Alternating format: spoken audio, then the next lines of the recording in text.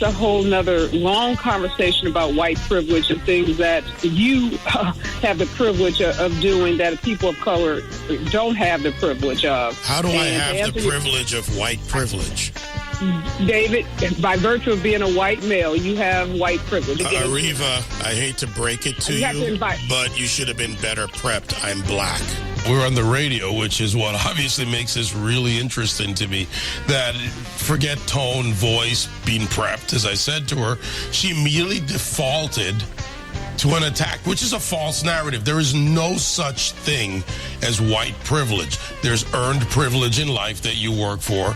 There are those who may have a form of privilege that they exert on others in a form of influence. But this is about more than just what she said and the embarrassment, and she should be, but the default to this easy false narrative.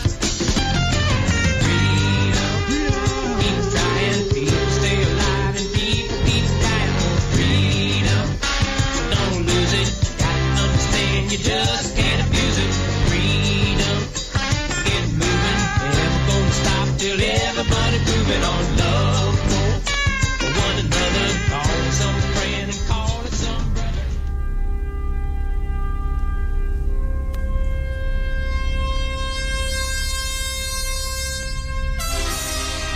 Want to get it off your chest? Call the Dave Weinbaum Show. Except for ourselves, we don't suffer fools here. Want politics and fun sprinkled with a lot of laughs? You're in the right place. Heard in 50 states and 98 countries, now in its 11th year.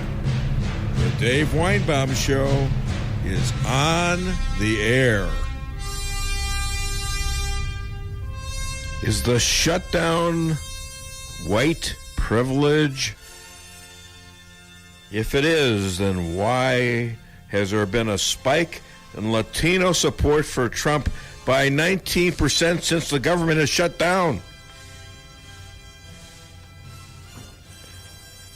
Trump has stayed in the White House for the entire holiday season, bar one day to visit the troops on Christmas Day. Pelosi's been in Hawaii. The Dems went to Puerto Rico. Pelosi tried to shut down Trump's State of the Union address. Trump's response, given an hour before Pelosi and congressmen were about to take off on an Air Force jet, was priceless. Dear Nancy, due to the shutdown, I am sorry to inform you that your trip to Brussels, Egypt, and Afghanistan has been postponed. And we will reschedule it, this 7-day excursion, when the shutdown is over. In light of the 800,000 great American workers not receiving pay, I'm sure you would agree that postponing this public relations event is totally appropriate.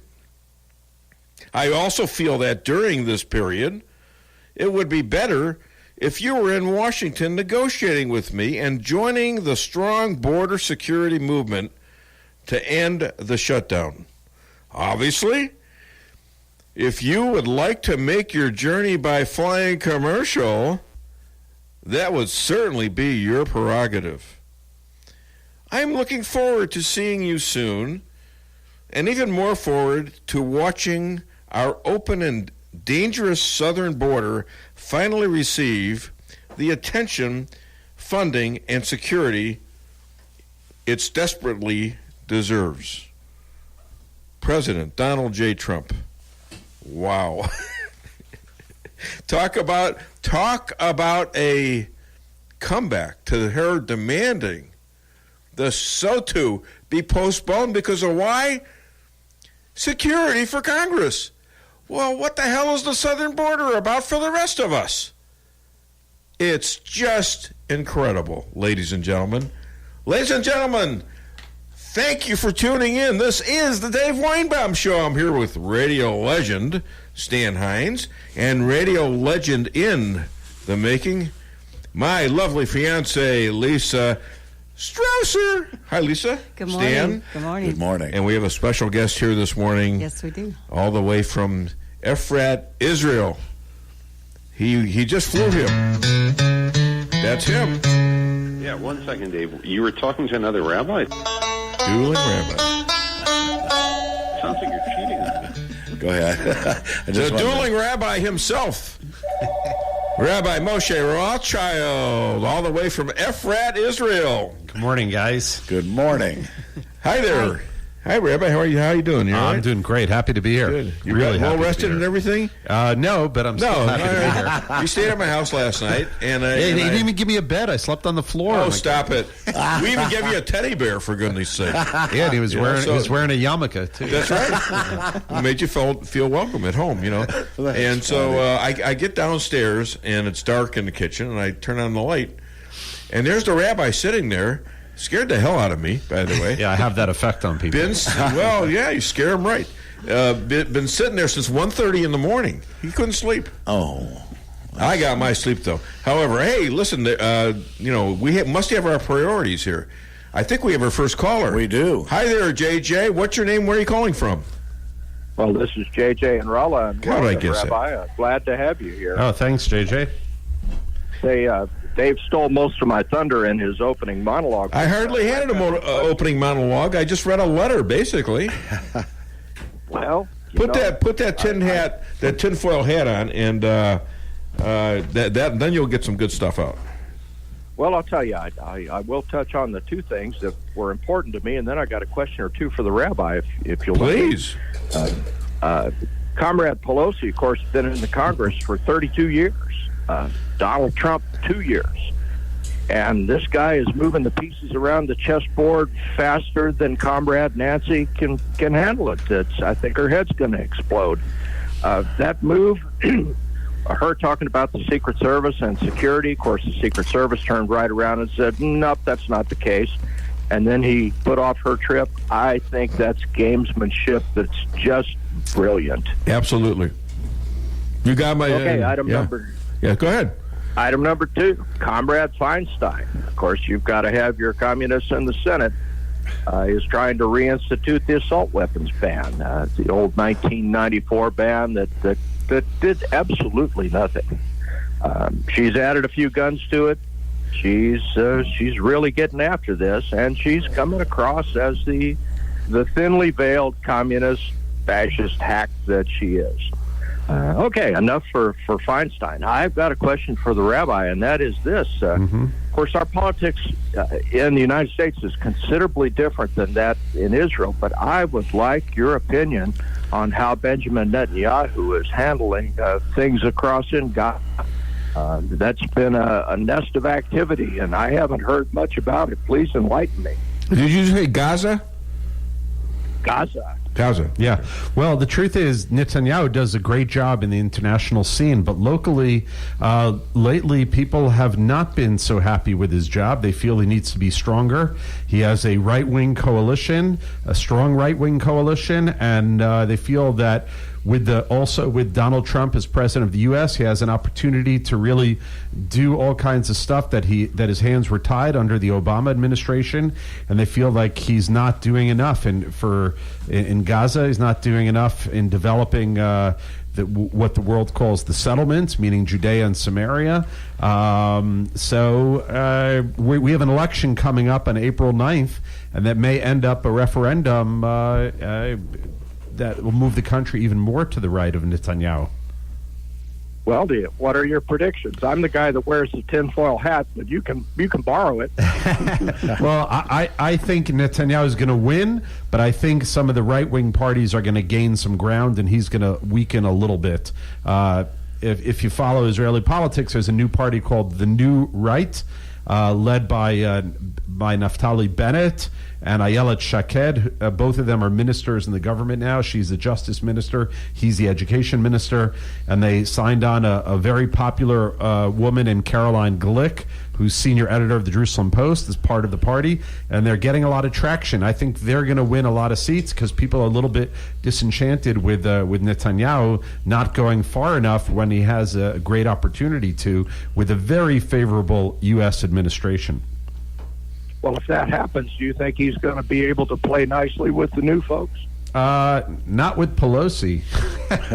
But no, not our new folks. I'm talking about the folks in the Knesset. Right. I hope so. I hope so. It's hard to. That's really hard to predict. A lot of it is wheeling and dealing and deal making. So let's see what happens. We'll see. Well, recognize on our part that Pelosi is going to make an awful lot of noise, and she's certainly no friend to Israel. But she's relatively powerless as far as getting anything done. She's never going to get anything through the Senate. It's very radical. Right. And if she did, Donald Trump will veto it. Right. So all she is the source of noise.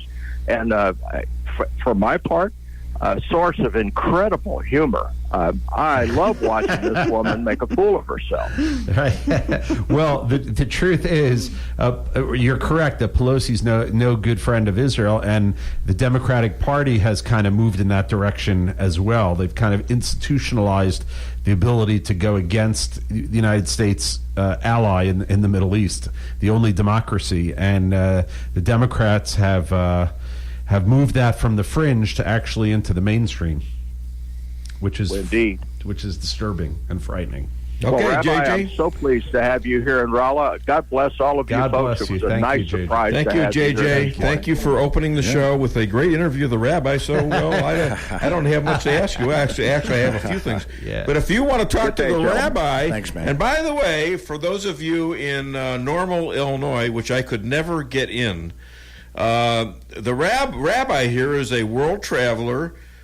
He travels around uniting Christians and Jews, the second most powerful person in Israel, and his own home, according to his wife Yonit, and the official rabbi to Missouri and the Dave Weinbaum Show, Rabbi Moshe Rothschild. Whoa! And the studio audience is applauding. I don't think it's very loud. I don't hear a lot of cheers, so I don't know what's going on. Oh, no, that's better. That's better. All right, you from Branson's. All right, you don't have to stand up, jumping up and down. You can sit down now. Thank you very much. They're even in Doolittle, they're clapping. Yeah, they don't do a lot. They don't do a lot, but they do enough. Yeah. All right. Especially north of Doolittle. So if we're going to take a break shortly. If anyone here wants to call, talk to the rabbi, me, Lisa Strausser, or even Stan, maybe the dog, Mister. He'll talk back. That's right. Call 573-364-4433 to get it off your chest. For the best in steaks, wine, and great conversation, visit Matt's Steakhouse. Matt's Steakhouse has banquet facilities for all of your event needs, from small office parties to large wedding receptions and everything in between. Matt's Steakhouse, open for lunch and dinner Tuesday through Saturday, located on the Dillon Outer Road in Rolla, just east of exit 189. Call Matt's Steakhouse at 364-1220 to book your next event. For the best in steaks, wine, and great conversation, visit Matt's Steakhouse. The Akar Real Estate sign in the yard is your first step to sold. Whether buying or selling, put the best team of realtors to work for you. Akar Real Estate is the top-selling real estate agency in 4 counties. They work diligently to make your real estate transactions happen. Independently owned and operated for over 12 years by Delek Akar, broker-owner. When you want results that move you, call the professionals at Akar Real Estate at 368-SELL. That's Akar Real Estate at 368-7355. Sales results obtained from Maris Incorporated. When it comes to investing, here's something to think about. First, are you satisfied with results? Has your advisor taken the time to learn your investment objectives and devised a plan for achieving them? If you answered no to any of those questions, it's time to call St. Louis money manager Lindbergh Capital Management at 314-416-0055. You'll quickly see the difference. They take the time to get to know you, learn your goals, and what's appropriate for you. Call Lindbergh Capital Management today at 314-416-0055. Every business needs just the right sign to get people into your business. Missouri Neon Outdoor is here to help. Missouri Neon Outdoor has been family-owned and serving the Ozarks for 80 years. Outdoor advertising remains one of the most cost-effective ways for businesses to build awareness and drive customers to their door. And they offer billboard coverage in over 25 counties in southwest Missouri. Missouri Neon Outdoor has an expert creative staff that can design a great look for you. Call today for available locations in your area. 1-800-788-1778. It's been 35 years since Muffler Mart has opened their doors, and now you can come visit them at their new location on Highway 63 South, just across from Phelps County Fairgrounds in Rolla. Marty, Keith, and Carl combined have over 120 years of auto experience. Woo! Their name says Muffler Mart, but they do it all. So the next time you need work on your vehicle, head to the new location of Muffler Mart on Highway 63 South, just across from Phelps County Fairgrounds in Rolla. For appointments, call 364-5434. That's 364-5434. Imagine if you could get your McDonald's favorites for only a few dollars. Wouldn't that be great?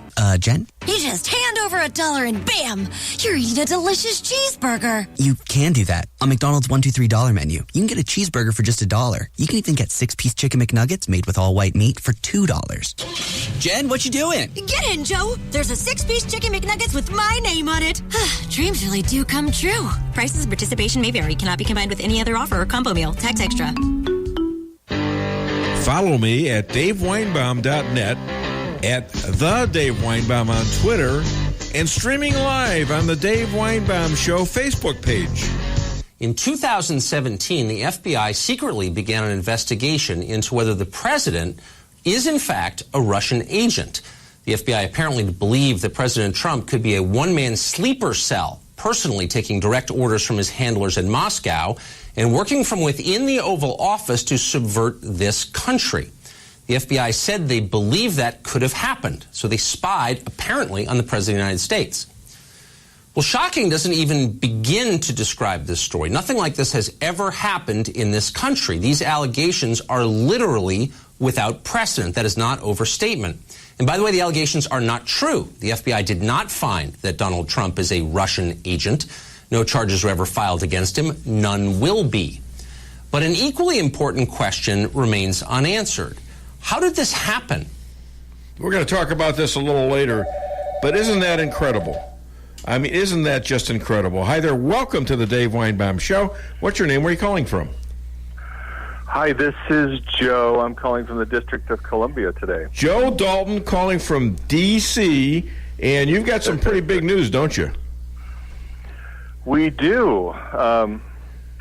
We had to keep it quiet all the time, but you had mentioned on your program before that we were going to be going to D.C. Well, who are you? Congress. So my people know. I am the director of Pregnancy Resource Center of Rolla. So my beautiful bride and I were asked to come to Babies Go to Congress again with our star client, Faith Ann. Faith and baby Noah were the star of the show. Is there any coincidence that baby Noah looks a lot like a baby Donald Trump? I know. Did you see a picture in front of the White House? Yeah, absolutely. Yeah, so, his mother is a superstar hairdresser, by the way. Yeah. So there's a little deliberate action there, but at any rate, we were asked to go to share her story. What Babies Go to Congress is well, it's to cut through all the argument and BS in D.C., all the red tape or whatever you call it. But the reality is, in D.C., the pro-life, pro-choice debate is that it's an argument. It's just a debate.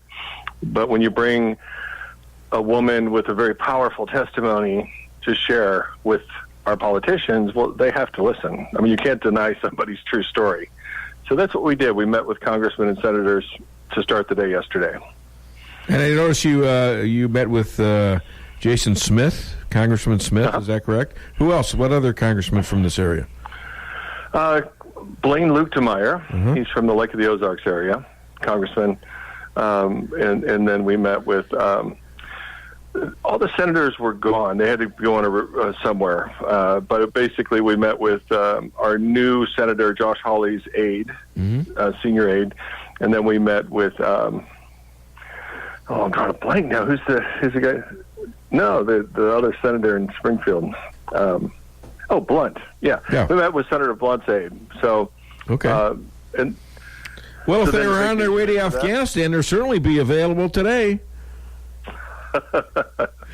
Yeah, the flight was canceled. Anyways, so what's on the agenda for today? Well, I didn't get to tell how the day ended yesterday. Oh, I'm sorry. I tell you that first? Excuse me. Yes, this is the part we weren't allowed to share with people beforehand. And okay, go ahead. A lot of it's because of the shutdown. But we were invited to the White House so Faith could share her testimony with our Vice President Pence. So it was a roundtable meeting in his private office, and 4 mothers were able to share their moving testimonies, and one of them happened to be Faith from Rolla. And she was perfect. She was spot on. It is a very emotional testimony, and he looked her right in the eye and said, "Thank you for being so transparent," which was a very awesome compliment.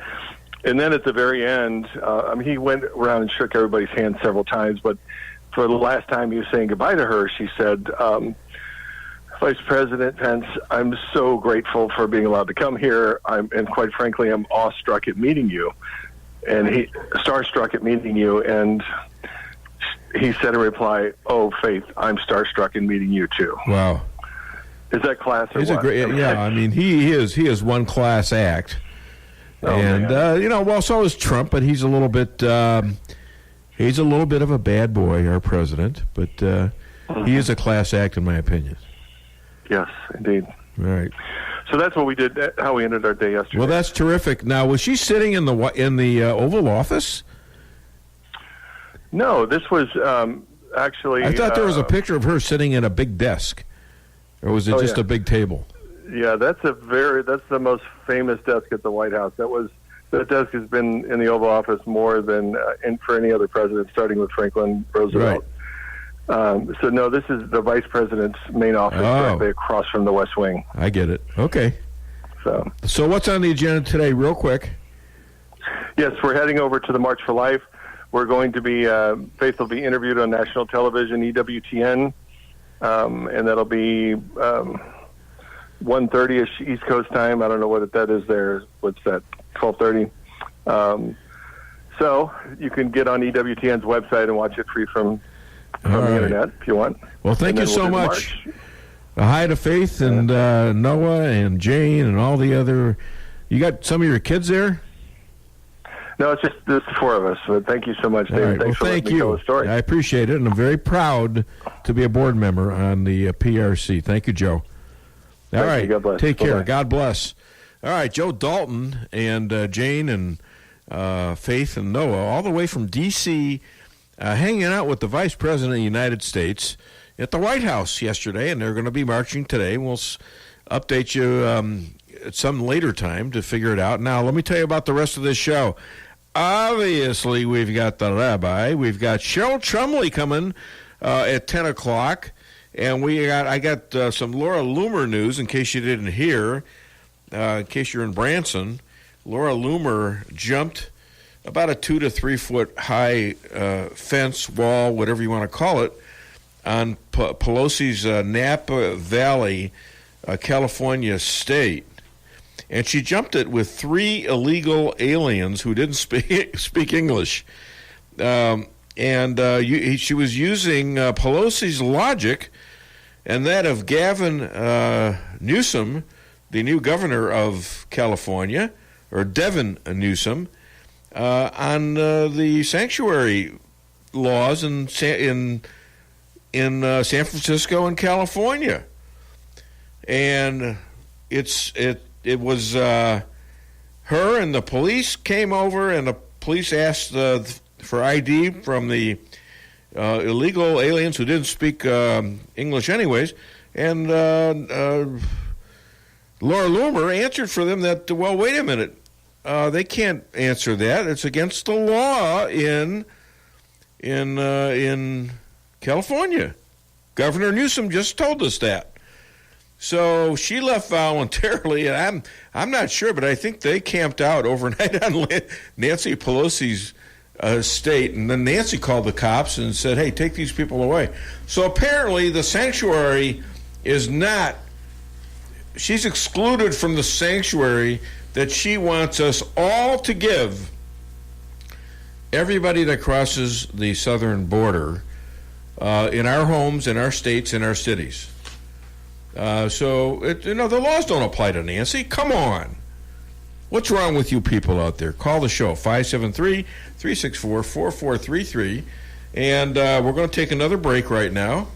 Do we have a Sicilian moment at all? We do, yeah. You want to do that first? Why don't we do that first, you know? Okay. Didn't we take our first break, or no? Yeah, we did. Yeah. All right, so this will be our second break. Right. So we're moving quite along. We're right along here. And, well, see what happens? There you go. Hi there. Welcome to the Dave Weinbaum Show. What's your name? Where are you calling from? My name is Jason.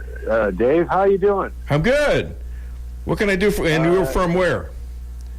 I'm from Rolla. We've talked many times before. You've hung up on me. You really don't like me all that much. No. But I'm really hoping that we can restart our friendship again. And I have two questions. Okay. One for Dave, and then I have one for the rabbi. Okay. Yes, sir. So, Dave, how long do you think before Trump will inevitably resign and President Pence will step in? I don't know. Do you have some information that I don't know? Well, I mean, it seems to me that we now have an attorney general that will be confirmed. I don't know if I can't remember if he was confirmed yet. No, not yet. Or not, but it seems that he will be. And by the way, when did you stop beating your wife? What? When are you going to stop beating your wife? What are you talking about? Yeah, exactly. What are you talking about? Why don't you ask why don't you go and ask the rabbi a question now, will you? Oh, okay. Well, go ahead. I will. Is the rabbi familiar with Abby Martin's reporting in the West Bank? Abby Martin worked for Russia Today. I'm really bothered by that question, by the way, that beating white... What? Get off of it. I answered your question, and that was my question back. I mean, go ahead and figure about it and think about it and call next week. I only got a 3-hour show. Rabbi, he asked you a question. Did you hear him? Okay. What about Abby Martin? What's the question? If I'm familiar with her? Are you familiar with her reporting about the ethnic cleansing in the West Bank and how the IDL is using 2.1 misplaced Palestinian refugees as human targets? Okay, first, did you say she's Russian? She's an American. No, she worked for Russia Today. She has her own media outlet now with her brother. Right. She founded a media network with the Venezuelan government. So, she's in bed with all the right people. So, am I familiar?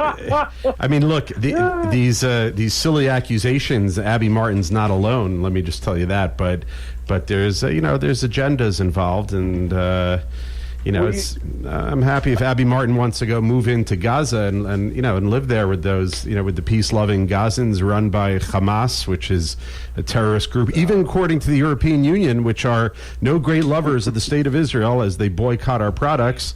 They even declared Hamas to be a terrorist government. So it's hard for me to take her seriously. It was a democratically elected government too. So. Exactly. There are people that elect terrorists. So what does that say about? How do you feel about Mr. 666 Jared Kushner setting up illegal settlements in the West Bank of Did you say Israel? 666? Yeah, he owns 666 Fifth Avenue. Did you not know that? So he owns property on 6. Yeah. So that must mean he's the devil. Man, you are entertaining. Why was I mad at you? You're great entertainment for this show. So, which illegal settlements are you referring to that he's setting up? Because he's not part of the Israeli government, so I'm not sure what you're referring to. Oh, he works very closely over there. I'm sure you're well aware of that.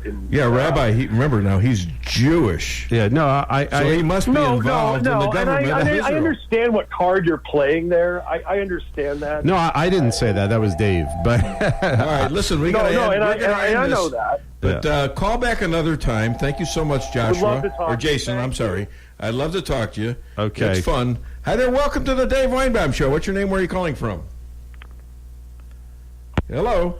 Yeah. Well, evidently that one just wanted him off the line. Let's go back to Jason. All right.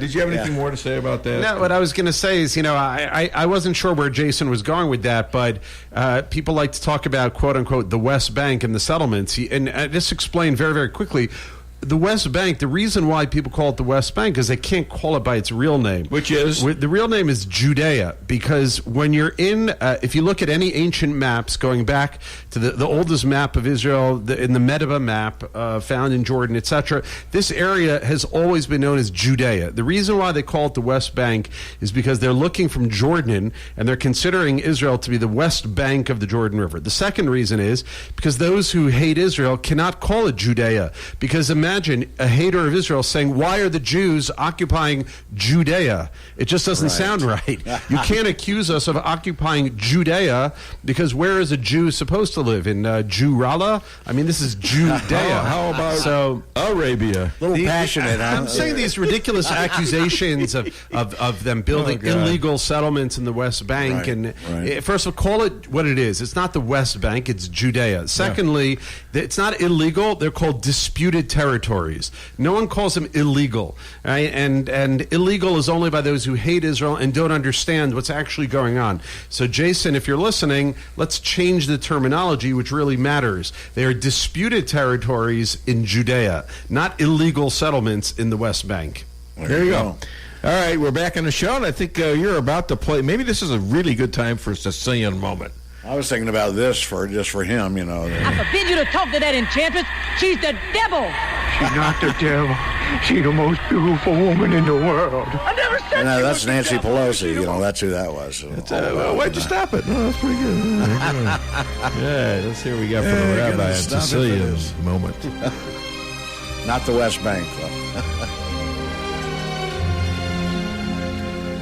My woman texted me on her way home. Fix me a stiff one. And make me a drink, too. You know, this woman, forget about it. She got to wash her mouth out with soap. This is just a nightmare for me. And then I'm going to marry her. Is she going to get better or worse? It's not looking good right now. I don't want to. Yes, yeah. I don't want to forget about it. Hey, what are you talking about? No respect. Come on. All right. Now it's time for a break. That's for sure. All right. Don't you dare hit me. Don't you dare. We'll talk. We're going to take a break. Except that we can't do that right now because we have a phone call. Oh, there we go. All right. Hi there. Welcome to the Dave Weinbaum Show. What's your name? Where are you calling from? Mr. Dave Weinbaum. Oh, hey. It's the cousin, uncle, sister, mother, brother to the Sicilian. What can I do for you today, sir? It's so good to hear your voice.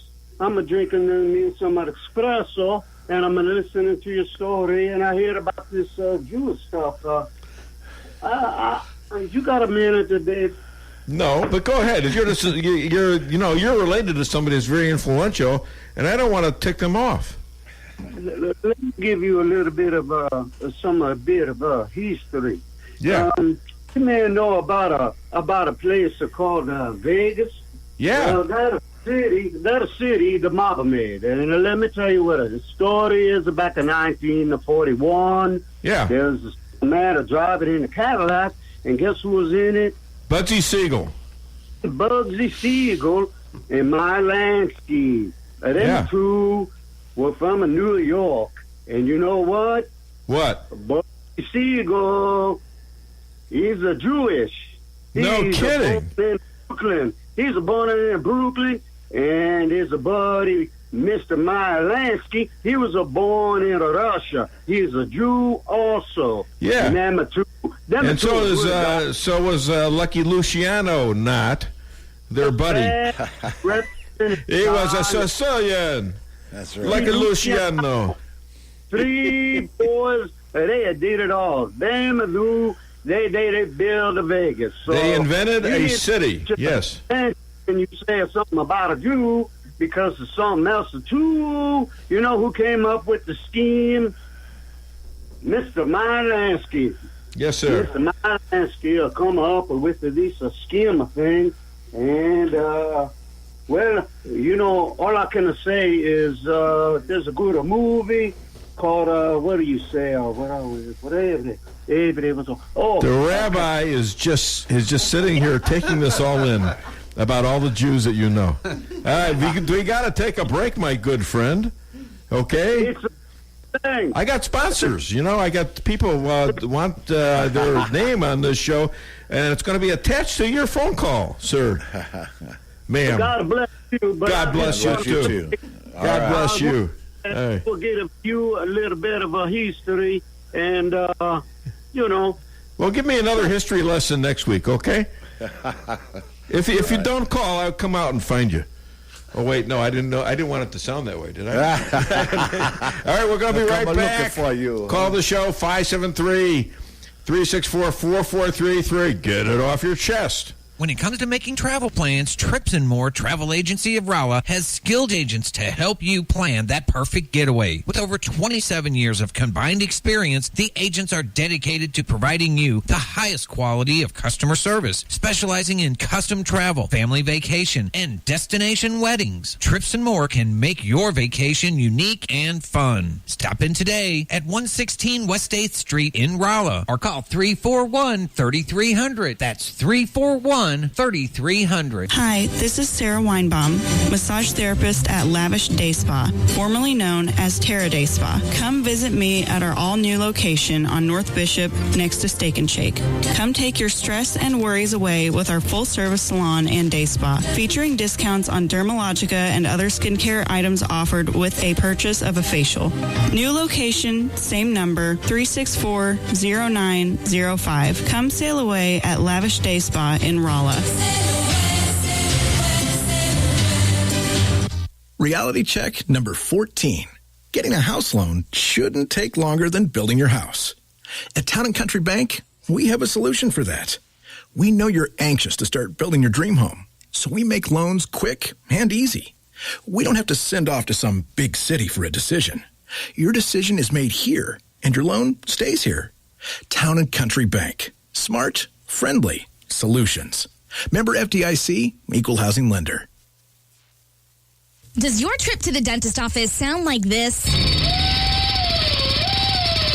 If so, it's time to come see the friendly staff at Forum Dental, where they make dentistry simple and fun. Forum Dental is committed to patient satisfaction and high-quality dental care. So come to Forum Dental, where they do it all, from teeth cleaning and whitening to bridges and crowns and so much more. At Forum Dental, they make every dental experience a pleasant one. Forum Dental, working together to be better. Visit their website at forumdental.com.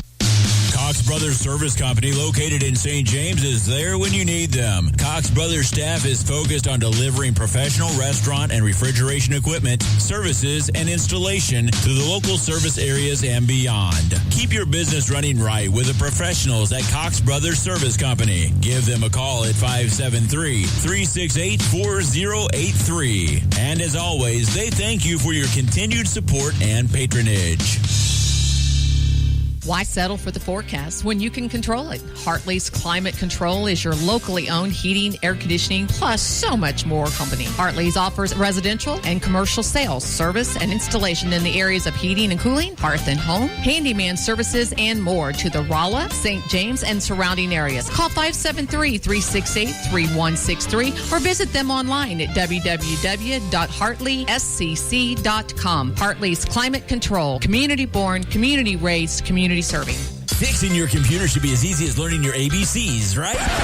Wrong. The easiest way to fix a computer is to take a hammer to it, but that doesn't fix anything. So go back to the ABC basics, or really just the A, like an A1 Tech of Rolla LLC. A1 Tech takes the stress out of repairs for you with quick turnaround on all electronic repairs. With mobile pickup and on-site services, including evening and weekends, A1 Tech will be sure to have you up and running as quickly as possible. Give them a call at 458-9175 or visit a1techofrolla.com. Follow me at DaveWeinbaum.net, at The Dave Weinbaum on Twitter, and streaming live on the Dave Weinbaum Show Facebook page. Stunned silence from former FBI Director James Comey as he finally faces the tough question. Hey, Mr. Comey, how is it ethical to brief the President of the United States on an unverifiable and salacious dossier to not tell him that his political opposition, Hillary Clinton, paid for that? 11 lawmakers, Mr. Comey, today filed a criminal referral against you. You're going to get prosecuted, Comey. You're going to get locked up. For Loomer? Hello, and I'm here today to speak to you, to urge you to further look into Sheriff Scott Israel. How much of your call for gun control is rooted in your actual want for gun control as a sheriff, and how much is driven by your own political ideology as a registered Democrat? There are numerous pictures of you featured with W. Wasserman Schultz, Hillary Clinton. This interview is done. The last guy was Sheriff Scott Israel, who, what are you doing? Why are you doing this to me? I scratched my head. Well, I'm very sensitive in here. No, I'm really scratching my head. I'm real sensitive on the air. When people are moving around their arms, I'm thinking there's something wrong. Oh, God. Now stop. Don't you start, Rabbi. Please. Well, I'm begging you. Disclaimer, Sheriff Scott Israel has nothing to do with Israel. Yeah. Well, that's what, we're going to have, what's his name, Jason call back and say, well, he represents Israel. That's why he's evil. Yeah, terrible. But anyways, did you guys think I was too short with this guy, Jason? Or no, I got does you. Does anyone ever Dave, understand? You're too short with everybody. Exactly. You're just too short, dear. Stature. You're sitting down, I'm standing up. I have an advantage, and I would never hit a rabbi. Oh, I look up to you, Dave. I know you do. Is at the moment, yeah. Anyways, so no, I don't think you were too short. We're like twins. We were separated at girth. I think we have the same barber also. There you go.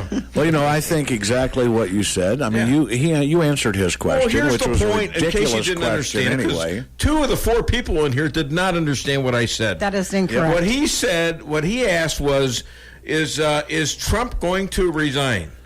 And I says, well, I don't have any evidence of that, or something like that. I don't know. I said, I don't know. Yeah. And I asked him when he was going to stop beating his wife. Oh, yeah. Well, and that's an analogy to something I have no evidence of. I don't even know if he's married.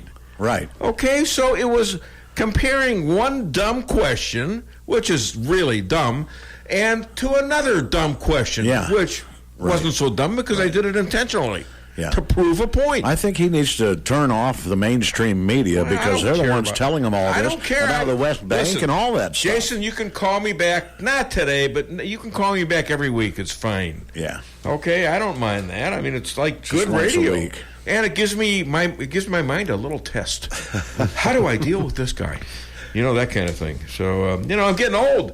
I'm 70 years old, guys. I need my mind exercised. So 70's the new 60. I don't need bland questions here. All right, I need good stuff, sharp. What are you moaning about? I'm trying to agree politely with your comments. Well, don't I need to be challenged? Dull mind. I'm sorry. What Am I else? not entertaining when I'm challenged? There you go. And merciful. There you go. And merciful. Am I not merciful? All right, we're back on the show, for goodness sakes. In 15 minutes, we're going to have Cheryl Chumley on the show live. And we've got a couple other great interviews. And the rabbi's here all day. So I'll squeeze I prepared an interview with him, too. I don't know why, because he's sitting right there. But I can ask him these questions as we go along. And I'm sure he'll give me a knowledgeable response, unlike many other times. So, the rabbi doesn't think I do any research. Do you understand that I do research? Oh, yeah, you do tons of research. Thank you. Why do you say that? I don't know. Do a lot of research, Dave. He's asking bizarre questions today, isn't he? Well, I'm bizarre because it's a little different today. I've got the rabbi here. Here, I'll take your picture. I'm trying to impress the rabbi. All right. Give it up. That's not. He's not easily impressionable. In case you didn't know that. He's known you several years. I think the gig is up. Nah, well, you never stop trying. You always like a parent. Although he's 20 years. Boy, what are you? 15 years younger than me? Me? Roughly, yeah. Something like that. 55, are you? 51. Oh, well, you're almost 20 years younger than me. Yeah. So, why am I doing this? Why am I 71 trying to impress a kid? Aren't you 71 now, Dave? Because we're on KKID. Oh, that's right. Schmuck. You know it. You're a schmuck. Okay. Wait, can you say that on the air? Yeah. Can you say that on the air? You can't say that on a Yiddish show, but you can't say it on a Yiddish show because they don't know what it means. Okay, now we're taking pictures. This is great. My audience is out there waiting for me to say relevant stuff, and you're taking pictures. I'm posing with the rabbi. Keep talking. Keep talking. God. Well, she was thinking you might suck it in a little bit, but you didn't. No, that's true. We're back on the show, and I just want to. Well, let me ask the question to a rabbi here. Israelis are steadily attacking Iranian forces in Syria. What's the end goal there? Well, the end goal is to get Iran out of Syria. Iran this week denied that they're in Syria. They denied it. And who believes them? Nobody, except their probably just not even the Iranian people would believe them. So right. I don't know who believes them. But Israel also acknowledged openly that they are bombing Syria. Israel has never done that before. There was like a plausible deniability, and they never openly admitted that they were bombing in Syria. But they openly admitted it this week. Netanyahu said it at a lecture he was giving, and he said his end goal is to make sure that Iran does not have a foothold in Syria, because Syria, for the listeners who may not know, borders Israel. Iran does not. And so we cannot allow Iran into Syria, which means then we'll have Iranian soldiers. What do we on our have border against Iran, who is quoted as saying many times, we are going to wipe Israel off of the map? Yeah, exactly. So Iran is the most destabilizing force in the Middle East. They are the biggest problem. And yet, if the government changed to what it was before the Ayatollahs, we got along great with the Iranian people. Yeah, the Iranian people are quite disenchanted with the government. They're quite secular, but the Ayatollahs are controlling the masses through intimidation and murder and so on and so forth, all those fun things. Well, didn't our last president drop off a whole bunch of billions of dollars there? Yeah, sure cash? Did. Cash money. Made the Iran deal, and now Bibi recently told, speaking of the Iran deal, he just told an AIPAC audience, who they are the Political Action Committee in the U.S. for Israel, that Trump exit from Iran deal was the most important event in the region. You agree with that, Rabbi? Absolutely, because the deal that Obama and the European Union made with Iran paved the way to a nuclear Iran. It did not prevent it, it paved the way. And so Netanyahu, if you remember, stood up in front of the Senate and Congress, and basically this is what he told the American people. That it was a bad deal, and he said the alternative to a bad deal is a better deal. Not just because there's no alternative. You don't just sign this because they see no alternative, but there is an alternative, and we need a better deal with Iran. And Iran is under severe sanctions and it's by crippling. the United States, and it's crippling, and it's hurting sanctions. them, isn't it? Yeah, it's hurting them dramatically. And the people there are very, very upset about this. Is that correct? That is correct. And Obama actually had Iran on their knees, and then he removed the sanctions. And gave him 150. How many? $150 billion, something like that. Yeah, that's been used to fund terror in the Middle East. A lot of it was cash from the United States Treasury, wasn't it? Some of it was cash that was tied up because of the sanctions. Right, and it's important for listeners to understand. You go to work, you have a job, and let's say for $1 that you earn, they take 20-30 cents out of your paycheck in taxes, and a portion of that is went to Iran. I mean, you have to think about it in those not only terms. to Iran, but to Palestinians rewarding terrorists who kill Jews. Correct, not just Jews, but anyone.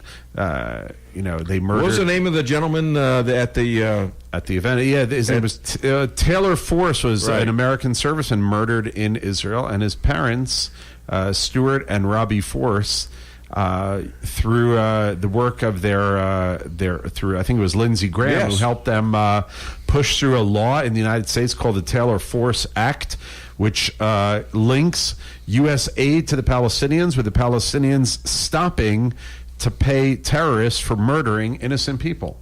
Because that's what the terrorists do. And so why should U.S. tax dollars go and pay the terrorists that murdered Taylor Force, who was a U.S. serviceman? And, of course, the brilliance of Moshe Rothschild was to put me to follow at the very end after what was his name? Stuart Force, the father of this child, had everybody in tears, including me. And all I could think to do was go over there and hug the guy. Yeah, he was a force to be reckoned with. Yes, he was. He was Stuart Force, too. Yeah, that's right. He was a stalwart force. That's what he was. All right, you know what? This is getting ridiculous. Yeah. I got Cheryl Chumley coming up in, let's say 7 minutes live from D.C. area. What a smart woman she is. She's the best, absolutely the best analyst that I know of in D.C., better than anybody I know on Fox. Hannity's pretty good, but come on. All right, we're going to be right back. Don't touch the dial. Call 573-364-4433 to get it off your chest. Why settle for the forecast when you can control it? Hartley's Climate Control is your locally owned heating, air conditioning, plus so much more company. Hartley's offers residential and commercial sales, service, and installation in the areas of heating and cooling, hearth and home, handyman services, and more to the Rolla, St. James, and surrounding areas. Call 573-368-3163 or visit them online at www.hartleyscc.com. Hartley's Climate Control, community born, community raised, community serving. Hi, this is Sarah Weinbaum, massage therapist at Lavish Day Spa, formerly known as Terra Day Spa. Come visit me at our all-new location on North Bishop next to Steak and Shake. Come take your stress and worries away with our full-service salon and day spa, featuring discounts on Dermalogica and other skincare items offered with a purchase of a facial. New location, same number, 364-0905. Come sail away at Lavish Day Spa in Rolla. Every business needs just the right sign to get people into your business. Missouri Neon Outdoor is here to help. Missouri Neon Outdoor has been family-owned and serving the Ozarks for 80 years. Outdoor advertising remains one of the most cost-effective ways for businesses to build awareness and drive customers to their door. And they offer billboard coverage in over 25 counties in southwest Missouri. Missouri Neon Outdoor has an expert creative staff that can design a great look for you. Call today for available locations in your area. 1-800-788-1778. Owning a business can be tough, and knowing what insurance you need can be confusing. Help is here with the Daniel & Henry Company. Daniel & Henry Company is an independent insurance broker providing a full range of risk management and insurance products and services for clients locally, nationally, and internationally. They find cost-effective solutions for your business and personal needs, from work comp, general liability, property and auto, and all points in between. Protecting your business is their business. Call Richard Boyette at the Daniel & Henry Company today, 314-444-5011. Come see the professionals at Brown Vet Clinic of Rolla, where they promise to place your pet's health and wellness above all considerations. They communicate openly with you about the individual preventative needs of your pet and help protect them from common infectious and contagious diseases while using the best available methods, no matter how big or small the animal. The staff is there to help you 24/7 and will get you an appointment as quickly as possible. Give Brown Vet Clinic a call today for all your animal needs. 364-1919. Go ahead, treat yourself to a new Chevy from Fairground Auto Plaza in Rolla. Right now, get $10,250 in total value on a new 2018 Silverado Crew Cab LT All-Star 4-wheel drive or 0% APR for 72 months. Chevy, more reliable than Honda, Toyota, and Ford. Strong, capable, and built to stand the test of time. Stop in for full details at Fairground Auto Plaza in Rolla, 100 Fairgrounds Road. Chevy, find new roads. Moving, let's talk about Salem, Missouri, and what we have to offer. We are located in the center of Missouri, center of the USA, with a great school system, college, beautiful country club. Rivers within 1 hour drive include Jack's Fork, Piney, Gasconade, Merrimack, and 2 state parks. If you're looking to enjoy life with recreation or just enjoy life, call VIP Properties, Pat Tackett Broker, 103 East 4th Street, Salem, Missouri, 573-729-7622. Follow me at DaveWeinbaum.net, at The Dave Weinbaum on Twitter, and streaming live on the Dave Weinbaum Show Facebook page. Deciding that a sitting president should be investigated for treason is not a small thing. Officials within the FBI had to push for this investigation and then marshal evidence to justify it. Leaders at the very highest levels of the agency had to sign off on the whole thing. All of that happened. But on what grounds exactly? That's what we would need to know in order to understand this. Well, thanks to the Time story, we have some sense of the answer. And if you're imagining a secret transmitter covered in Cyrillic scripts discovered hidden in the Lincoln bedroom, no, think again.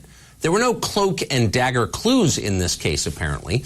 The FBI assumed that Donald Trump might be a Russian agent not because of anything he did in secret, but because of things he said in public, very public, standing on a stage, on camera, while running for president. Here's one of them. There's nothing I can think of that I'd rather do than have Russia friendly as opposed to the way they are right now. Wouldn't it be nice if we actually got along, as an example, with Russia? I'm all for it. This was the basis to take the dossier, the phony Steele dossier, who Bruce Orr told the FBI was totally inaccurate, take it to a FISA court and get a warrant for an intelligence investigation by the FBI on an elected president. I'm not sure if this was before or after the inauguration, and it's still going on, ladies and gentlemen. I want to play something that Greg Jarrett said the other night, and the reason is I've been saying this for 2 years. Hit it, please. An FBI that is corrupt and dishonest. Latest reports offer only more proof. You got to play worse than we thought, as Mark Penn says. This is an all-powerful, out-of-control agency, rogue agency. And frankly, it's time that it be halted in its tracks, reorganized, and replaced with a new organization that has legal restraints imposed upon it and accountable to somebody when the boss of the FBI, Rod Rosenstein, is in bed with his subordinates, inventing a counterintelligence case against the president with no probable cause, no reasonable suspicion, no credible evidence. It is time that the FBI be halted. We're back on the air, and shortly we're going to have Cheryl Chumley. In fact, I feel so confident that Cheryl's going to be on time, I think I'm going to play her song right now. We don't have it yet? Okay, wave at me then and say I don't have it yet. Okay. No, but you hear this? You hear what Greg Jarrett said? Come on.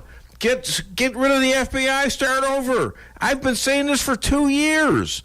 Yeah, they got honest people working for them, but you know what? Each of them took an oath of office. Each FBI person took an oath of office saying that they would uphold the law no matter who it was, domestic or foreign. Okay? Well, you've got some domestic problems in your own outfit, and I believe that some of those in the FBI should have come forward with this a lot sooner, because now these guys are in potential to go to jail now. Okay, if you don't have it, it's fine, Stan. I don't have it. That's fine. All right, don't worry about it. Sorry. Okay. Do you want me to all sing? Right. Yeah, it's all right. Ready? 1, 2, 3. We are the champions. We are the champions. And we are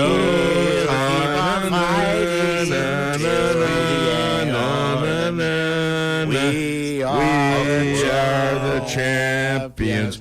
Now.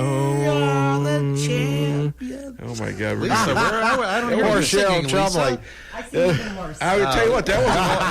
You know what? I don't think that was all that bad. Oh, I kind of liked it actually. Yeah, it's kind of cool. Well, and we didn't get booted off Facebook for it. You know, yet. That's we don't know thing. that for sure. Well, that's true. Yeah, we don't know that for sure. Could they even recognize that was a Queen song? Well, maybe not. Hard to tell. That was painful. Likes that song. Kind of sounded like Weinbaum music. Painful. Cheryl Yes. Chumley is going to be on very soon, and she's a lot of fun. This gal, I can't wait to introduce her and question her about some things. She's the best, absolutely the best analyst I've ever known, and she's been on the show for going on almost 4 years now. So, gee, I wonder who that is. Hi there. Welcome to the Dave Weinbaum Show. What's your name? Where are you calling from? Hey, Dave. It's Cheryl Chumley. How's it going? Great. Hey, let me introduce you. We actually sang the song because Stan couldn't find it.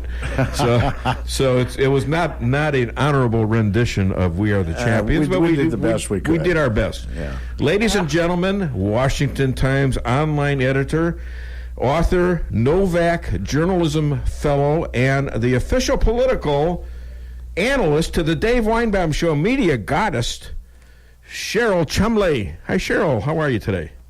Hey, Dave. I'm doing great. Thanks for that great intro, as usual. Well, you're a great person, and you deserve such. Okay? That's my opinion, and I'm sticking to it. Rabbi, I have a rabbi here from Ephrat, Israel, one of your fellow interviewees, Rabbi Moshe Rothschild. Hi, Cheryl. Hey, Yeah. how's it going, Rabbi? Yeah, good. I'm here from Israel just for the day. He flew in Wow. yesterday from Israel, and boy, his arm's tired. See, that's terrible. That's a terrible joke. Dave. Hey, the Republicans blew a lot of opportunities during the first 2 years of the Trump administration. How so? Yeah, they had majorities in the House and Senate, and I understand the vote count thing and the head count thing that the Republican leadership in the Senate was constantly putting out, that they didn't have the votes to pass border control, they didn't have the votes to build a wall, and so forth. But, American citizens, American conservatives are tired of hearing that. They just want the Republicans they elect to fight, and fight to the death on these issues, because Democrats will, and I think they lost a major chance the last 2 years fighting Trump instead of fighting the Democrats. Rhinos are Republicans in name only. Now, what's happening now? Are they getting better? I think so. I mean, I think you have some wake-up calls going on in the Republican Party, particularly among the leadership. We've seen Mitch McConnell put a stop now to 2 attempts by the Democrats to bring votes to the floor regarding an overturn of the government shutdown. And in recent weeks, of course, we've all been treated to Lindsey Graham speaking out strongly in favor of Trump. These are signs to me that the Republican Party is starting to wake up and listen to the conservatives who elected them. Now, Nancy Pelosi demanded that Trump postpone the SOTU, State of the Union address, for those of you in Branson, because of lack of security. Do you find this ironic? Well, I mean, everybody knows Nancy Pelosi was just trying to strong-arm Donald Trump by putting him in a position where he couldn't speak directly to the American people and make a case that wasn't going to be filtered first through the leftists in the media. And I just love what Trump did in response. When I read the headlines of how Trump sent out that message, putting a stop to the government plane being used to fly Nancy Pelosi overseas, I just busted out laughing, because it's just so Trump-like.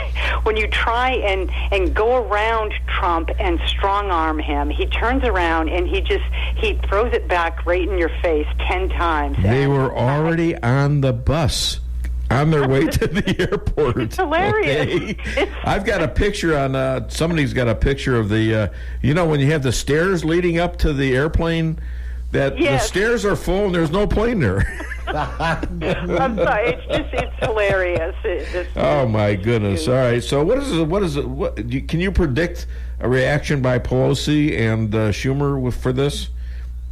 Well, I don't think Nancy Pelosi is the type to cave. There was a Democratic strategist, Ed Rollins, who came out and said, if Trump thinks that Nancy Pelosi is just going to go quietly into that good night now, he's wrong. And I agree. I think Pelosi is digging in even further. And, but I don't see Trump giving in either. I think eventually what's going to happen is Trump is going to get his way. There may be a little bit of dickering going on about what to call this wall that's going to be built. Maybe it'll be a fence, maybe it'll be something else, but there's going to be something done on the wall where Trump can go back to his base and say, I honored my campaign promise. So you are not in favor of Trump doing this by decree. executive order, are you? You're in favor of him getting these people to do something in Congress or making it a political loss for them. Is that right? Yeah, I hate executive orders. I really do, Dave. I've written about it in both my books. I don't like when any president uses executive orders to do what Congress should be doing.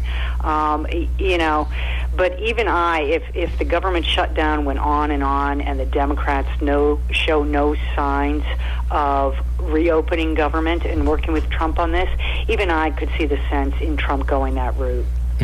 Interesting. Hey, Representative Steve King, is this guy stupid, racist, or both? Yeah, I don't think either. And just full disclosure, he actually endorsed my first book. He wrote a very nice endorsement for my first book. But the reason I asked him to write an endorsement is because he and I have very similar views about what this country should be. And I don't think that Congressman Steve King from Iowa is a racist. I think he has a habit of being a little bit too blunt and bold and putting his foot in his mouth a little bit too much. And I think in speaking with the New York Times, he should have known better and chosen his words a little wiser. But I think that he is being just torn down, not just by Democrats now, but by members of his own party, and it's a little bit unfair. But it's unfair, but he voted for the resolution against him. It's just... That doesn't make a lot of sense. Yeah, it doesn't, and it just seems like whenever there's a finger pointed now that somebody's a racist, that the first response is to run and hide. Even if there is no actual racism, it doesn't matter. There's no fight for it. It's just the person has to cave and run and hide, and lick your wounds for a while, and then you can come back. Well, let's talk about a little anti-Semitism on the Democrat side. A couple of representatives, Ilhan Omar from Minnesota and Rashid Tlaib from Michigan, have all sorts of anti-Semitic statements. They have both taped Palestine over the state of Israel in their offices, and they are representatives. One being put on the Foreign Policy Committee recently by Nancy Pelosi. Should they not be have the same treatment as Stephen King? Well, there you go, Dave. You just nailed it. The utter hypocrisy that goes on between the left and the right. The difference is the media is on the side of the Democrats and the left, and so the media is not going to make an issue out of what you just described. Right. And let's remember, the Women's March, too, going through this big blow-up of anti-Semitism and so forth. And at least people are distancing themselves.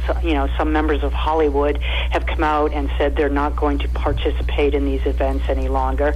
And at least some of this in the Women's March is getting some mainstream media coverage. But the difference in how Republicans versus Democrats are treated in the media is just outrageous, especially when it comes to anti-Semitism and racism. By the way, speaking about the Women's March, I've got Laura Loomer come on and after you. I have to give you credit for at least giving Laura Loomer credit for the realization that there is anti-Semitism in the Women's March, something she does not get credit for anymore from Fox News even.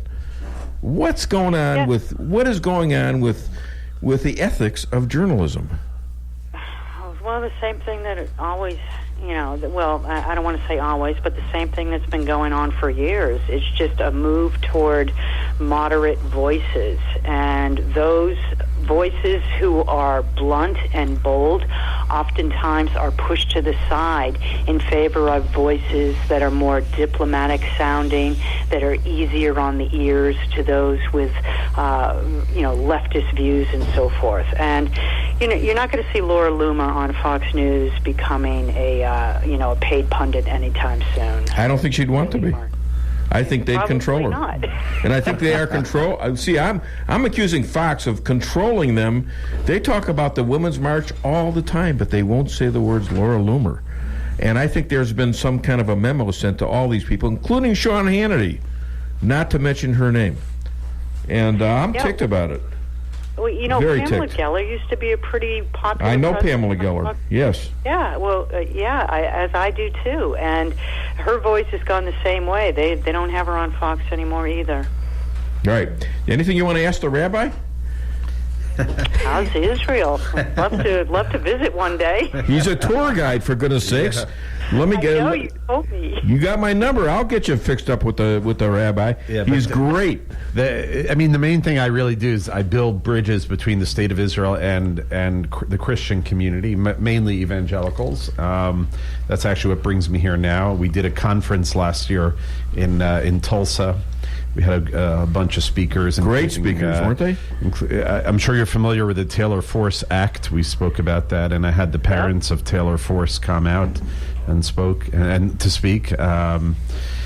So, the U.S. and Israel are natural allies. We are a democracy in the Middle East, and we're very, very upset in Israel about the mainstreaming in the Democratic Party of this rise of anti-Israel behavior. Instead of it being a bipartisan issue as it always was, the Democrats have mainstreamed anti-Israel behavior, and it's very worrisome. All right. Before you two guys go off in some discussion that's going to last for 4 hours, that's easy. Going Dave. That's longer easy. than my show. I know it's easy because you're two very bright people. Yeah. So, but I got a show to do, and I'm sorry about. Well, I'm not sorry about it. I love doing this show, but I gotta get going here. Listen, where can people find you, Cheryl? Washington Times or CherylChumley.com, and on Twitter at CKChumley. Okay, one last question. Shouldn't female twins be sororital and not fraternal? Was I don't know. Frat house, sorority, Yeah, I mean sorority. Female twins. Did you say oy vey, Stan? What do you know from funny? I don't know. I don't know if that's funny or not. It was just an innocent question. That's all I've got. Just kidding. Cheryl, thank you so much for being the genius on the Dave Weinbaum Show, and all the best to you. A great weekend. Bye, Cheryl. All right. Thanks. Bye. Bye. Is she not the best? She's good. She is awesome. Oh man! All right, we got to you got a Sicilian moment set up. No, I got this though. Starting this year, Toyota and Lexus luxury models will come with Amazon Alexa. Alexa, turn on the AC. Turning on AC. Finally, a virtual assistant to help you navigate. Alexa, where's the nearest gas station? Nearest gas station in 1.5 miles. And to help maintain your vehicle. Alexa, order more brake pads. Ordering new brake pads. Although maybe if you didn't stop so close to the car in front of you. I left plenty of room. You drive too aggressively. If you were just quiet for 2 seconds. She'll talk to you literally the entire time you're driving. I think you should have turned back there. I know where I'm going! Hi. You know why I pulled you over? No, officer, I have... Because we were driving 72 miles per hour in a 35 mile per hour zone. Anything else I should know? 2 miles back, we rolled through a stop sign without coming to a complete stop. Also, there are illegal fireworks in the trunk. Sir, I'm going to need you to step out of the car, please. Amazon Alexa. You'll never get away from her. Stuff never gets old. All right, break time. Are you ready? All right, so we're back on the show. Stan's going to take a minute or two to set up the break. Wow. And we're going to have Laura You wanted Loomer. this, didn't you? What? Yeah, well, sure. Okay. Listen to this, Sicilian. Come on. Hey.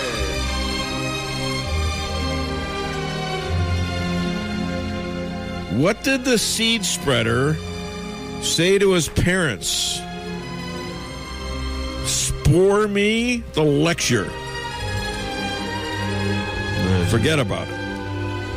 He's known as a bad seed.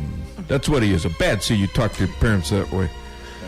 And somebody else slap you silly for you turn out like Guido. You know, you don't turn out like Guido. No, forget about that life. Forget about it. You lead a good life. You'd be like Rudy Giuliani. You'd be a good Sicilian, all right? Oh, well, speaking of which, the Sicilian won backward song of the day this morning off the station, KKID Salem Rolla. Yeah, and so that was kind of nice. He came in. We got to see him. He didn't have his armed security guards with him, though, so I don't know. He did what? He didn't know about this place? Well, He took a chance with that. Yeah, well, we have our own this is terrible. security here. All right, we're going to take a break right now. I want you to call the show. The rabbi's here to answer your questions.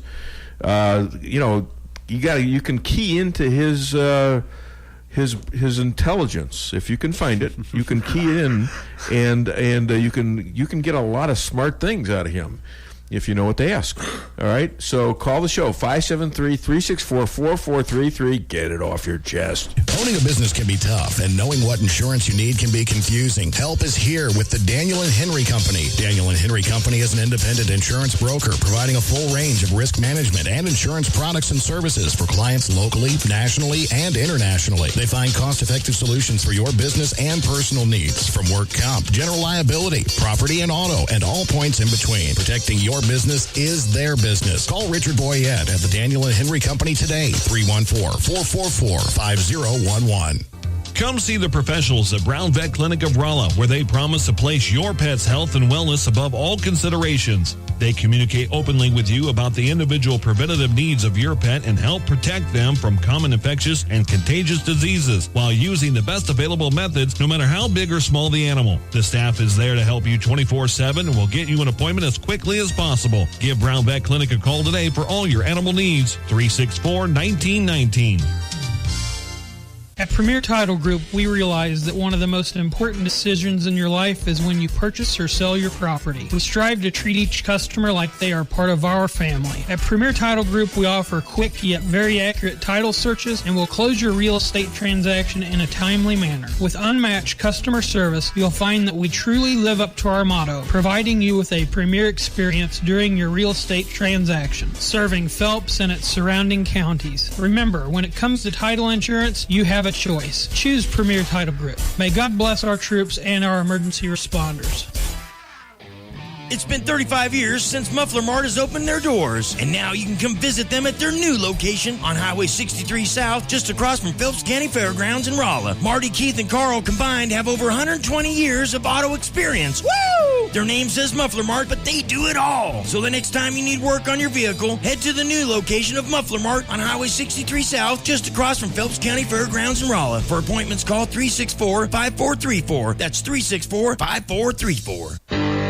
Follow me at DaveWeinbaum.net, at The Dave Weinbaum on Twitter, and streaming live on the Dave Weinbaum Show Facebook page. Who gives you the wrong information that I'm white to come on my radio show? Think about that for a minute. What did she say her team? What was the bad information? They gave her the wrong information. So what does that mean? Well, that's my question. How do you give someone the wrong information about my skin color? But, I also went into something, and I want people to understand this. There's a serious conversation to be taken from this. As I've said before, our skin is an organ. It doesn't think. It doesn't formulate ideas. Let's look at it that way and go back to the ideas in our head, the ideas in our mind, and the things we need to discuss. All right, we're back in the show.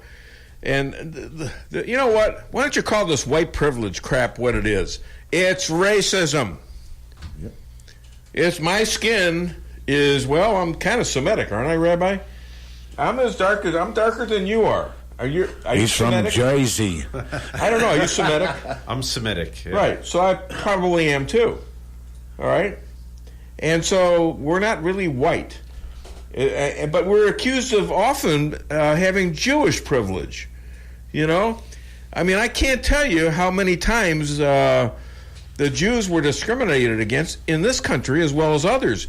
But that being said, things are really good for us now, and we're free, and we don't get discriminated against as much, but it's starting to go up again in this country. And it's especially getting very dangerous for Jews in places like France, in places like the UK, even in places like Sweden, for goodness sake, and Norway. Isn't it, Rabbi? Yeah, all over Europe. It's getting worse. Yeah, it's getting worse. Now, you spoke at The Hague recently. Yeah. And how was your experience with that? Actually, it was excellent when I reached my destinations where I was speaking. But between, I would not identify openly as a Jew. I'd wear a hat instead of a yarmulke, which is the head covering.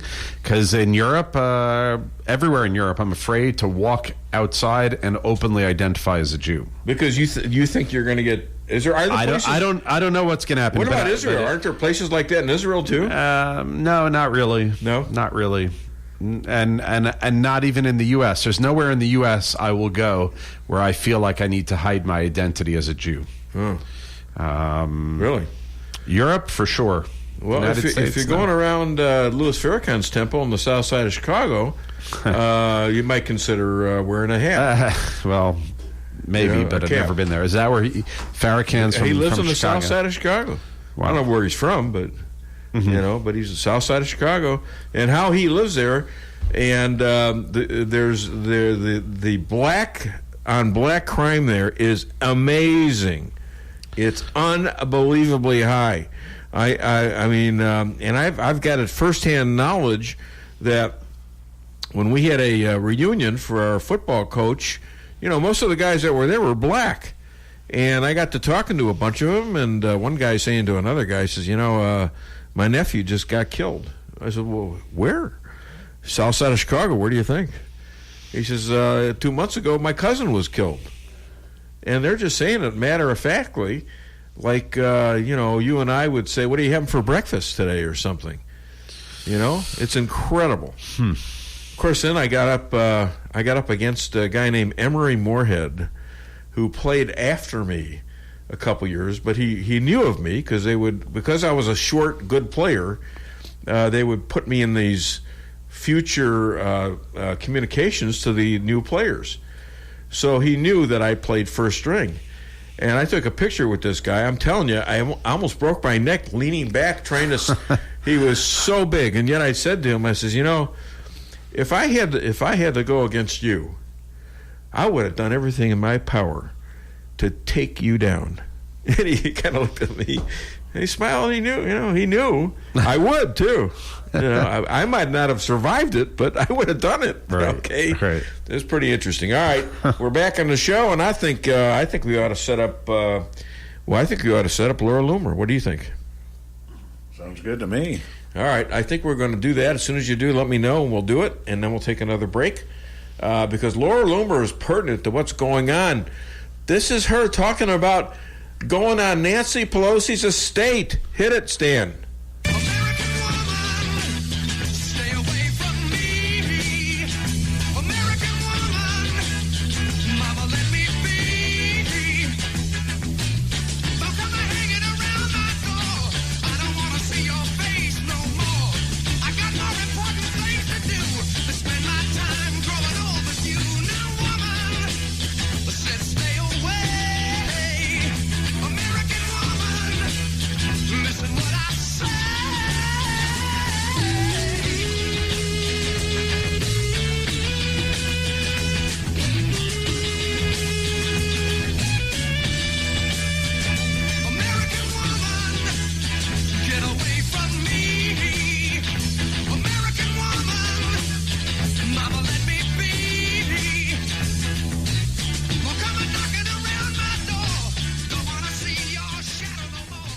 Ladies and gentlemen, proud conservative investigative reporter, the only person to be permanently banned by Twitter, who then top trended Twitter twice afterwards. The Lois Lane to the Dave Weinbaum Show, the Luminator. Laura Loomer. Hi, Laura. How are you? I'm doing well. How are you? I'm here in New York City. Oh, well, good for you. I saw you that you were in California, however, the other day. And, I was in California. Tell my audience about your recent escapade with the Speaker of the House, Nancy Pelosi. Yeah, well, as you know, Nancy Pelosi is pro-sanctuary state, and she believes that everyone is welcome here. So I took her up on her invitation, and I made a visit to her multi-million-dollar Napa Valley vineyard, and I brought some of my illegal alien amigos with me who I met. And they're from Mexico and Guatemala, and they're real illegal aliens. And so we decided to set up sanctuary on Nancy's lawn. Well, how did that work out? So she had a little fence that we had to hop over. So we hopped over her fence, and then we pitched a canopy in her yard and played some soccer and frisbee.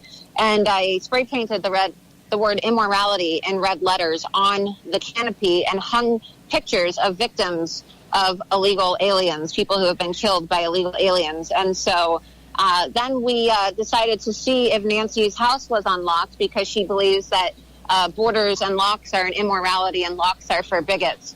And so then what we did is we tried to go into her kitchen to make a sandwich and take a nap, since everyone is welcome here. But her doors were locked. I mean, can you believe it? She had locked doors? Can you believe? No. Yeah, can you believe that she has locked doors? Now, I saw the cops showed up for this. What did they have to say? Well, the cops tried to accuse us of trespassing, but I don't know what trespassing is, because I thought that there were no borders. I thought that everyone was welcome here. Well, yeah. So I'm so confused. So did the cops arrest you? No, they didn't arrest me. They asked me for my ID as well, and they also asked the illegals for their ID, which I don't know why they would do, because I thought that IDs were racist. I thought that Gavin Newsom, who's Nancy's nephew, said that IDs were racist. I mean, my amigos who are from Mexico and Guatemala, they didn't have to show ID when they voted for Gavin Newsom, so why would the police be asking for ID? I mean, Nancy said everyone was welcome. We were just trying to have a little fiesta. So are they still there? Because I heard that Nancy called the cops and told them to remove them. Yeah, Nancy called the police on us, and they made us leave. So we were deported from Nancy Pelosi's lawn. You were deported? We got deported, yes. And now you're in New York City. Imagine that. Yeah. Hey, the Women's March loses a major sponsor, the DNC, because of anti-Semitism. How did the DNC find out? Right. Not only that, they lost the DNC, and they also lost the SPLC, which is kind of funny because, the SPLC is one of these left-wing groups that always props up people like Is that Southern Poverty Legal? Southern Poverty Law Center, yeah. Law Center, and so okay. They did, and they all just kind of quietly dropped off as sponsors. And, of course, nobody wants to give credit where credit is due. But where is that credit due? I forget. Because I don't hear it. I don't hear it anywhere. I'm the one who confronted Linda face-to-face and, told her she was a Jew hater. Here's another situation that you were involved in. Representative King has pretty much been blackballed by his fellow Republican and congressman and the Democrats. And I'm not sure exactly what he said. He says something about the white privilege and something like that. I'm not sure, but we do know that Minnesota reps Ilhan Omar and Rashida Tlaib, the Michigan representative, now in Congress, have said a lot of things against Jews, and one of them called Trump an MF. So why aren't these people getting the same consequences as Representative King?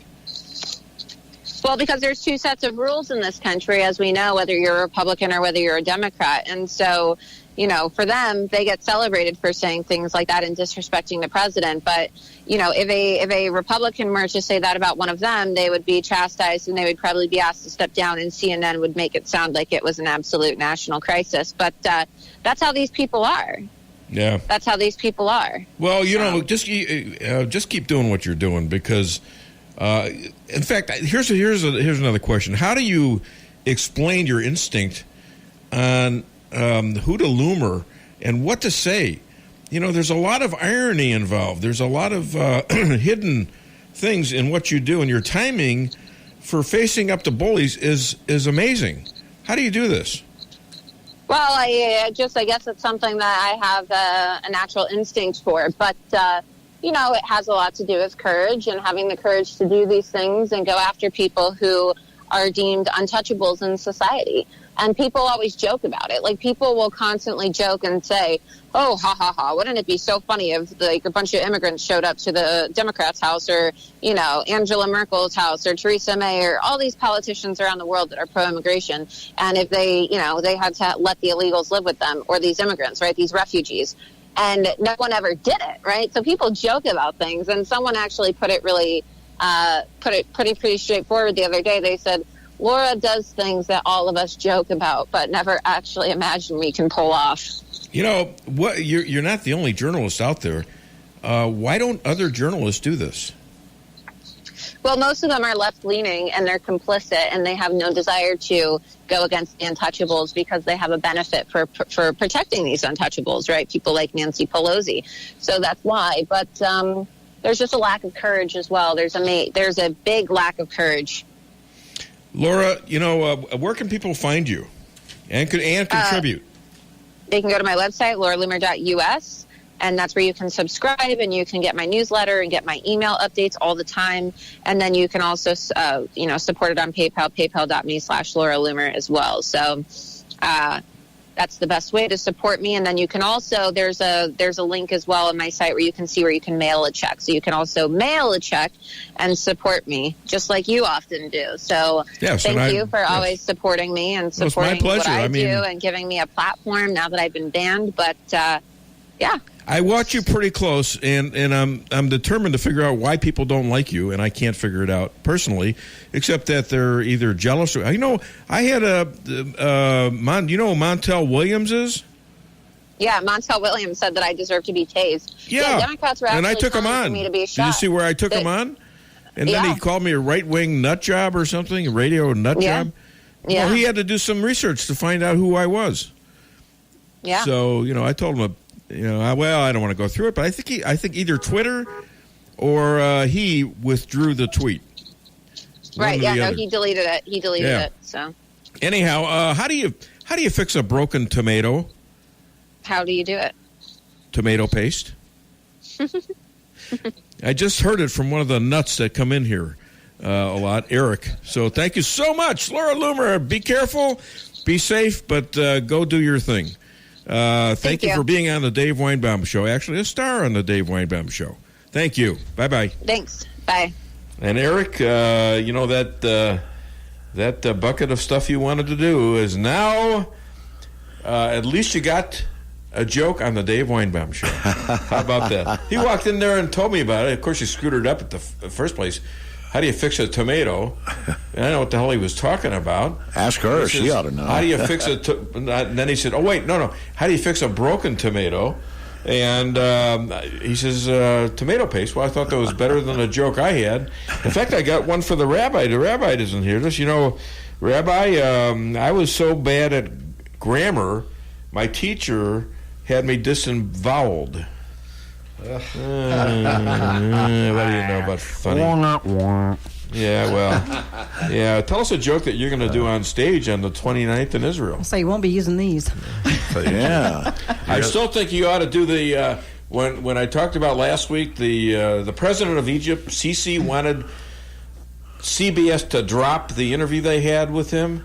And I said, well, I guess, did he want to be, walk back like an Egyptian? I think you could use that. Yeah, maybe. See, I want to know if it depends if I'm going for funny or not. Well, that would be funny. And then that would be funny. Apparently, you don't go for funny much. Oh, I go for funny. How do you do stand-up comedy and not go for funny? What's wrong with that? What's wrong with this picture?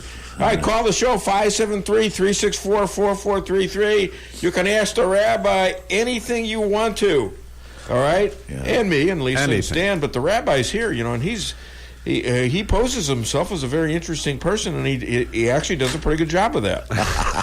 So you see how we are. And when we met, and I was under the impression I didn't know what to think because. I don't know Pastor Pat that well, and I've had a lot of people introduce me to Jews who want to convert you to Christianity. Mm-hmm.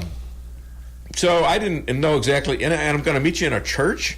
I mean, what does that say? I mean, it made me a little suspicious, and I'm paranoid as it is, So when we met, he was a couple minutes late, as you recall, like usual. And so when we met...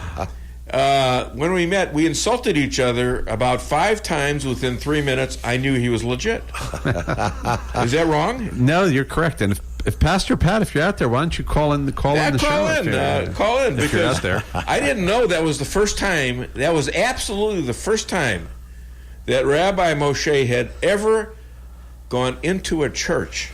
Is that correct? That is correct. Yep. First time in your life. St. James, Missouri. Yeah. Wow. I mean, even I hadn't quite done that yet because I was going to talk about giving a eulogy in a Catholic church to my then lawyer, Chuck Todt, who passed away, because Chuck and I and the rabbi actually did a show together, or two. Oh, yeah, that's right. Wow. Yep. And he was known as, what? Evil Bastard. And he loved it. He loved it. I started going to church when I was 5 years old. Did you really? In Miami, Florida. No kidding. Wow. Yeah. Wow, you from Miami? Ago. No, that's just where my dad was stationed down in Miami on a Nike Hercules missile base. Ooh.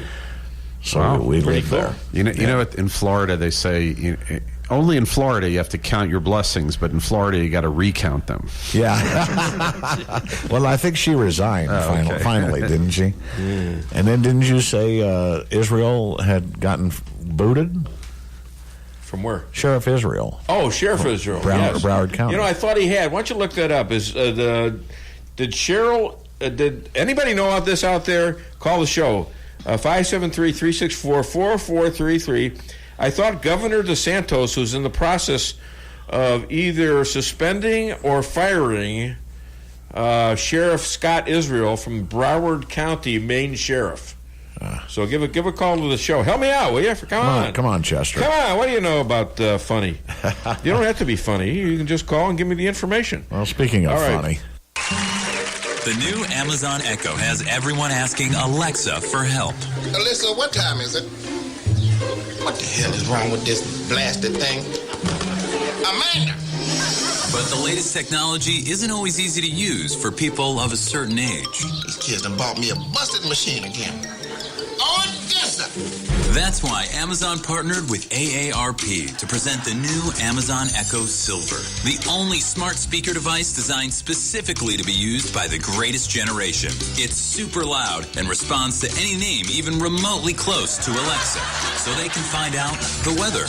Allegra, what is the weather outside? It is 74 degrees and sunny. Huh? It is 74 degrees and sunny. Where? Outside. What about it? The temperature outside is 74 degrees and sunny. I don't know about that. The latest in sports. Clarissa, how many did old Satchel strike out last night? Satchel Paige died in 1982. How many he get? Satchel Paige is dead. He what now? Died. Who did? Satchel Paige. I don't know about that. Pretty good stuff. All right, I think we have information. I got the information, but I don't want to step on anybody's parade here. Hi there, welcome to the Dave Weinbaum Show. What's your name? Where are you calling from? This is Chester from North. I knew it. Howdy. First of all, Sheriff Israel was fired several days ago by the governor. Okay, I don't know how I missed that. That's old news. Well, I appreciate. Excuse me for having old news and for using you to correct me. There you go. There you go. All right. I have a few comments on the show. Okay, go ahead. First of all, you're still not on the air. Really? In Doolittle area. In Doolittle. Along with one of the repeaters. Okay. You can listen live on DaveWeinbaum.net. Yeah, we know that. We know that. That's what we're doing. Well, let me say that to anybody out there who is having trouble hearing the show, DaveWeinbaum.net. You can listen live. I'm streaming live right there, or our Facebook show page. So, hi there. Thanks, Chester. Yes. Thanks, Chester. Appreciate it, buddy. Jason. What? Go. No. Let caller Jason. Yeah. He's the new Kevin. Yeah. Bring it. Exactly. I want him to bring it anytime. All right. Thanks, Chester. Well, you couldn't use the phone or what? Yeah, I could have. All right. Well, you cut my, one of my best. Well, he was done. How do you know he was done? Chester, if you want to, you can call back. Hi there. Welcome to the Dave Weinbaum Show. What's your name? Where are you calling from? Yeah, Lee from Richland. Yeah, Lee from Richland. What's up, buddy? Okay, yeah, I was wanting to ask a rabbi something. I guess I should know it, but it is a Jewish person is also is it part of the race of the bloodline because of it going all the way through I guess Abraham and through David and all that, or can anybody become a Jew? I'm not saying I'm interested in becoming a Jew, but can you just become a Jew by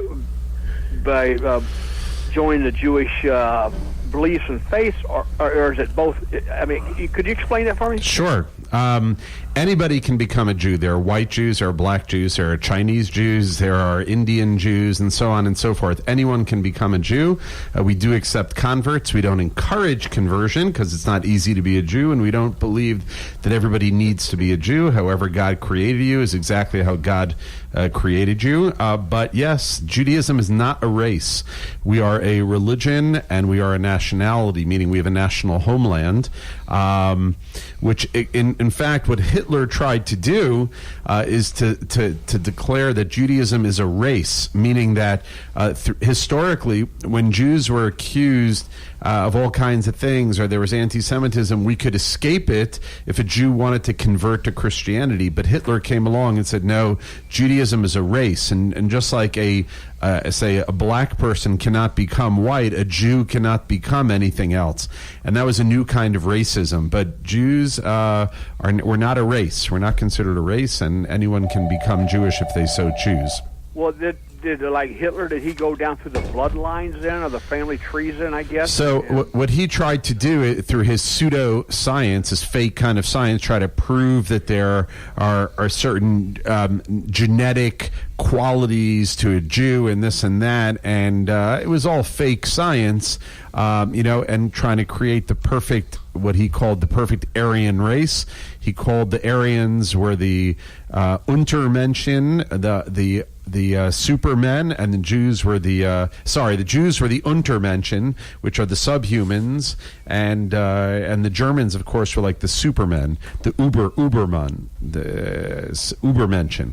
So yeah, but luckily Hitler did not succeed, but he did kill 6 million Jews, and World War II killed 100 million people. But until then, nobody considered Judaism to be a race, and no one does anymore. Of course, you're going to find fringe people that will say it's a race, but it isn't. Lee, think of it this way. Judaism is not a race. We're a marathon. And as Farrakhan recently said, we're termites. We're termites. In other words, we're not human, or as Hillary said, Trump supporters are not only deplorable, but remember this word, irredeemable. Well, a very serious but at word. least there'd be termites with gold teeth. Oh, go blow on your chauffeur, for God's sakes. Yeah. Right. He's got a chauffeur, this guy, in Richland, Missouri. I got about 4 of them. Oh, my God. It's amazing. I told you that time I bought the first one down at the Jewish rabbi shop down on Olive Street Road in University City. Yeah. And I went in there and negotiated on the price with it, and my wife couldn't believe that I was negotiating with her because the guy there in the shop was yelling and mad and everything else at me. After I left, he gave me a candy bar, pat me on the back, and everything else. I said, honey, that's just the way it is with these people. So the reason negotiate with them. So the reason now you're in Richland, Missouri, is you must have told on one of the Vitellis up in St. Louis, and you're in the witness protection program. Is that right? They would have sent me to poor land, not rich land. All right. Thank you so much. Get off my phone. I love you. Goodbye. Okay. Get off my phone. All right. So we have another caller. Hi there. Welcome to the Dave Weinbaum Show. What's your name? Where are you calling from? This is Adolph again over in Pulaski County. You gotta text me where I'm supposed to go. Wait a minute. You want? I should have a guy named Adolph tell me where to go. Yeah. I don't know if I should do that. Oh man. Okay, that's funny. I was thinking the same thing. The rabbi's here to protect me, you know.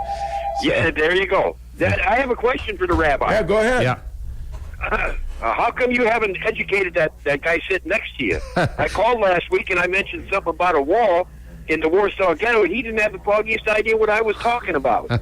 Well, the Warsaw Ghetto, the whole thing was surrounded by a wall. Oh yeah, but you said the Poland Wall, and you didn't say Warsaw. You said Poland. So I was confused. Thank you. Well, thank you. You made me stupid in front of all my audience. Now they know. Like I care. Thank you so much. Now text me the information on where I'm supposed to go. And it's not to hell. Not like last time, all right? Go to hell and I wouldn't tell you that anyway. Yeah, okay, thanks. I know you would. Thanks, Adolph. There's no wall there. Yeah, no, there's no wall in hell. Yeah, there is, isn't there? Hi there. Welcome to the Dave Weinbaum Show. What's your name? Where are you calling from? Hi, Dave. This is Martha from north of Doolittle. Oh, hi, Martha. How are you? Hi. Fine. Good. How is the rabbi doing? Hi, Rabbi. Yeah, I'm doing great, Martha. Thank you. And I have one thing to say. You were just talking about the genetics and Hitler's misuse his of pseudoscience, genetics and stuff, pseudoscience. Well, it was helped along by the Cold Spring Harbor's laboratory located conveniently in New York here, which was one of the leading centers of eugenics since its founding in 1890. And just recently, James Watson, one of the founders who kind of found what DNA was, was stripped of his awards. He was one of the workers in this laboratory who kind of decoded the human DNA, but he was recently stripped of his honors and stuff for very prejudicial and bigoted and very bad remarks against various ethnic groups. Yeah, especially blacks. Yes, yeah. And he won a Nobel Prize Award, didn't he, for Nobel science. Prize winner, Sure. and is making all of these bigoted statements, supposedly based on genetic DNA, research. right. Interesting. But I also wanted to know what the rabbi is here for. Is he going to be at the church, at Pastor Pat's church, or is he just going to be up in Illinois? You know, actually, this trip I wasn't supposed to be in this area. I was supposed to be in Kansas City, but I made a little detour, and I'm heading to Kansas City later this afternoon. So I'm only in this area just for a few hours. But I'll be in Kansas City, and then I'll be in Oklahoma, and then heading back to Israel. Oh, wow. Where in 2 weeks he'll be doing a week and a half he'll be doing stand-up comedy. That's right. But I was also in Miami. So I just came from Miami. You guys need to take a tour from him. You'd love it. Well, at this point in my life, Dave, if I can't drive there, I'm not going. So once they build the bridge. Well, you could start driving there, but I don't think you'd finish it. There you go. Yeah. Well, tell Chester I'm sorry if he thought I cut him off. I didn't mean to. Oh, that's quite all right. Yeah. You Okay. didn't. All right. All Good right. deal. Take care, guys. Thank you. Have a great weekend. All Have right. a great trip, Rabbi. Thanks. Bye-bye. Very much. Okay, so we're back in the show. Rabbi, you've livened up my call-in audience. Yeah. This is great. To lighten up the boards. Hey, less work for me. I like that. That's right. All right, so what do we got, Stan? Well, we got this one guy always trying to make money on his music. From Weinbaum Records, it's Dave's Hits of 2017. Listen to the unique singing style of your favorite radio host, Dave Weinbaum, as he belts out songs like But Snowflake, you know you can't take it. You've got that hateful feeling. Whoa, that hateful feeling. Or how about this? As you wish me hell to everyone you could tell that you'd been spying over me, spying over me.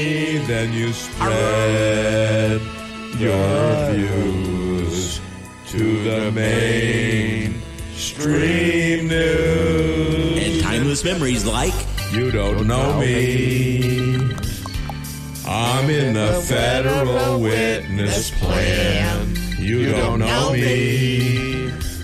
I might be in Afghanistan. Dave's Hits of 2017 is not sold in any stores. And if you act fast, you can get Dave's favorite insults absolutely free with your order. You schmuck. Kiss my tuchus. Putz. I hear you tried to donate your brain to science, but they're only taking used ones. I don't take the broom out of your hands when you're trying to do your job. I hear you're 1 foot short of a yard sale. There was a lot of testosterone in my marriage. Too bad none of it was mine. I married a trophy wife, but I couldn't afford to mount her. I had 2 feet of snow on my car, so my wife offered me her broom. I said, thanks, but you're going to have to teach me how to fly it first. Got any complaints? Go to hell and wait. The perfect way to close out the year. Dave's Hits of 2017. That's all, folks. Thank goodness. What do you know from funny, you... Okay, where else do you find this musical entertainment? I mean, I have a song for everybody. I even got the song for the rabbi, the dueling rabbi. Oh, yeah. All right? I mean, who has that? Does Fox News prep individual songs for their interviewees? Do they do that? No, they don't. No, and they don't give credit either.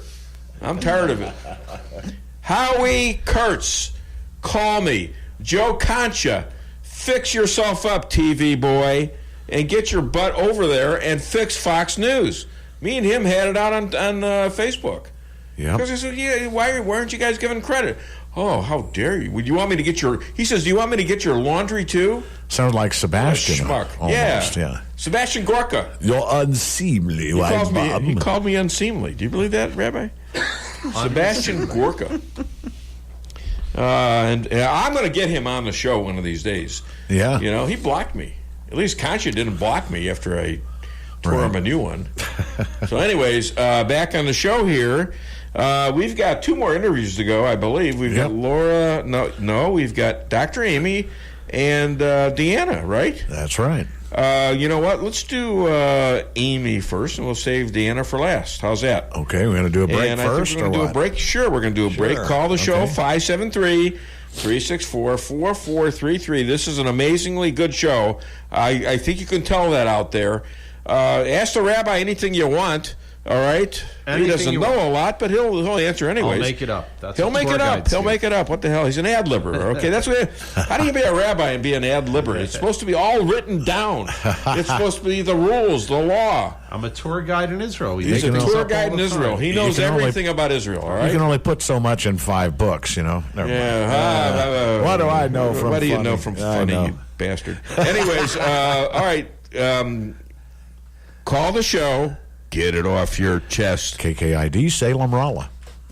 Come see the professionals at Brown Vet Clinic of Rolla, where they promise to place your pet's health and wellness above all considerations. They communicate openly with you about the individual preventative needs of your pet and help protect them from common infectious and contagious diseases while using the best available methods, no matter how big or small the animal. The staff is there to help you 24/7 and will get you an appointment as quickly as possible. Give Brown Vet Clinic a call today for all your animal needs. 364-1919. Go ahead, treat yourself to a new Chevy from Fairground Auto Plaza in Rolla. Right now, get $10,250 in total value on a new 2018 Silverado Crew Cab LT All-Star 4-wheel drive or 0% APR for 72 months. Chevy, more reliable than Honda, Toyota, and Ford. Strong, capable, and built to stand the test of time. Stop in for full details at Fairground Auto Plaza in Rolla, 100 Fairgrounds Road. Chevy, find new roads. Imagine if you could get your McDonald's favorites for only a few dollars. Wouldn't that be great? Jen? You just hand over $1 and bam, you're eating a delicious cheeseburger. You can do that. On McDonald's $1, $2, $3 menu, you can get a cheeseburger for just $1. You can even get 6-piece chicken McNuggets made with all white meat for $2. Jen, what you doing? Get in, Joe. There's a 6-piece chicken McNuggets with my name on it. Dreams really do come true. Prices and participation may vary. Cannot be combined with any other offer or combo meal. Tax extra. Price Chopper in Rolla for the best quality products and the freshest produce in the area with a full-service deli, bakery, and butcher cafe. You can feed the whole family with ease. Cold cuts to sushi, barbecue, and a huge salad bar. Kick back and relax and enjoy your lunch in our dining room located in Forum Plaza on Forum Drive in Rolla. Don't forget to sign up for a rewards program and save money on groceries today. For orders and catering, give them a call today at 573-364-1771. Open 7 days a week, 6 a.m. to 11 p.m. Price Chopper in Rolla. Warning, this is Microsoft. Your computer has been hacked, and you need to call the number displayed immediately. Warning, do not call that number. This is a scam. Call A1 Tech of Rolla, LLC at 573-458-9175. If you have given these people access to your computer, or worse, your money, your computer is now compromised. A1 Tech is available both mobile and on-site to take care of all your tech needs, and was recently voted the best computer repair service in Phelps County. Call 573-458-9175. Follow me at DaveWeinbaum.net, at The Dave Weinbaum on Twitter, and streaming live on the Dave Weinbaum Show Facebook page. According to the FBI, the words you just heard are evidence that Trump may have betrayed this country. That's their view. But there's another way to look at those words. Maybe Trump is right. Russia is a nuclear-armed power on the other side of the planet. It does not have the power to invade the United States. It can't close international shipping lanes. It does not seriously threaten our key allies like Japan or Great Britain. Is there some reason, then, that we should inherently be in conflict with Russia? Is there, moreover, vast public support in this country for fighting a proxy war in Syria with the Kremlin? And how many American parents are anxious to send their kids to die for the territorial integrity of Ukraine, an issue that we're supposed to think is very important? Well, outside a few neighborhoods in Washington, not very many people, it turns out. All right, we're back on the show. And another Tucker Carlson, who I think is excellent. I don't agree with everything he says, but he's pretty good, I think. And the people that are most afraid of him are the liberals out there, because they want to boycott his show for doing nothing wrong. Him and Laura Ingraham was pretty effective, and they both draw a lot of people. By the way, this stuff about, you don't have any proof of terrorists breaching the border. Well, they found, due to this government shutdown, they're starting to find people who are coming from all parts of the world, including Pakistan and Iran and South America and places like that. And they're finding prayer rugs on these farms in southern Arizona. Yep. And they just found out that there was a tunnel under a wall in Arizona that a bunch of people came through just recently. So this is and there's another caravan coming through from Guatemala, or they've already passed through Guatemala into Mexico. At least the Mexicans gave them some blowback the last time. This time there wasn't a Mexican cop to be found for 300 miles. They're just sort of like exiting them to the border. Mexico's sort of now pushing this. So, this is a battle. This is a war, and it is a crisis. You Democrats know it. You Democrats all talked about it for the last 10 years, for goodness sakes. You said we needed fences. We said we needed barriers. You said you needed walls. And now, just because this president said the same thing, you don't want to give him $5 billion, which is like a penny compared to the rest of our budget? 0.1%. It's just an outrage. It is. It's it's unseemly. That's what it is. It's unseemly. That's right. All right. So,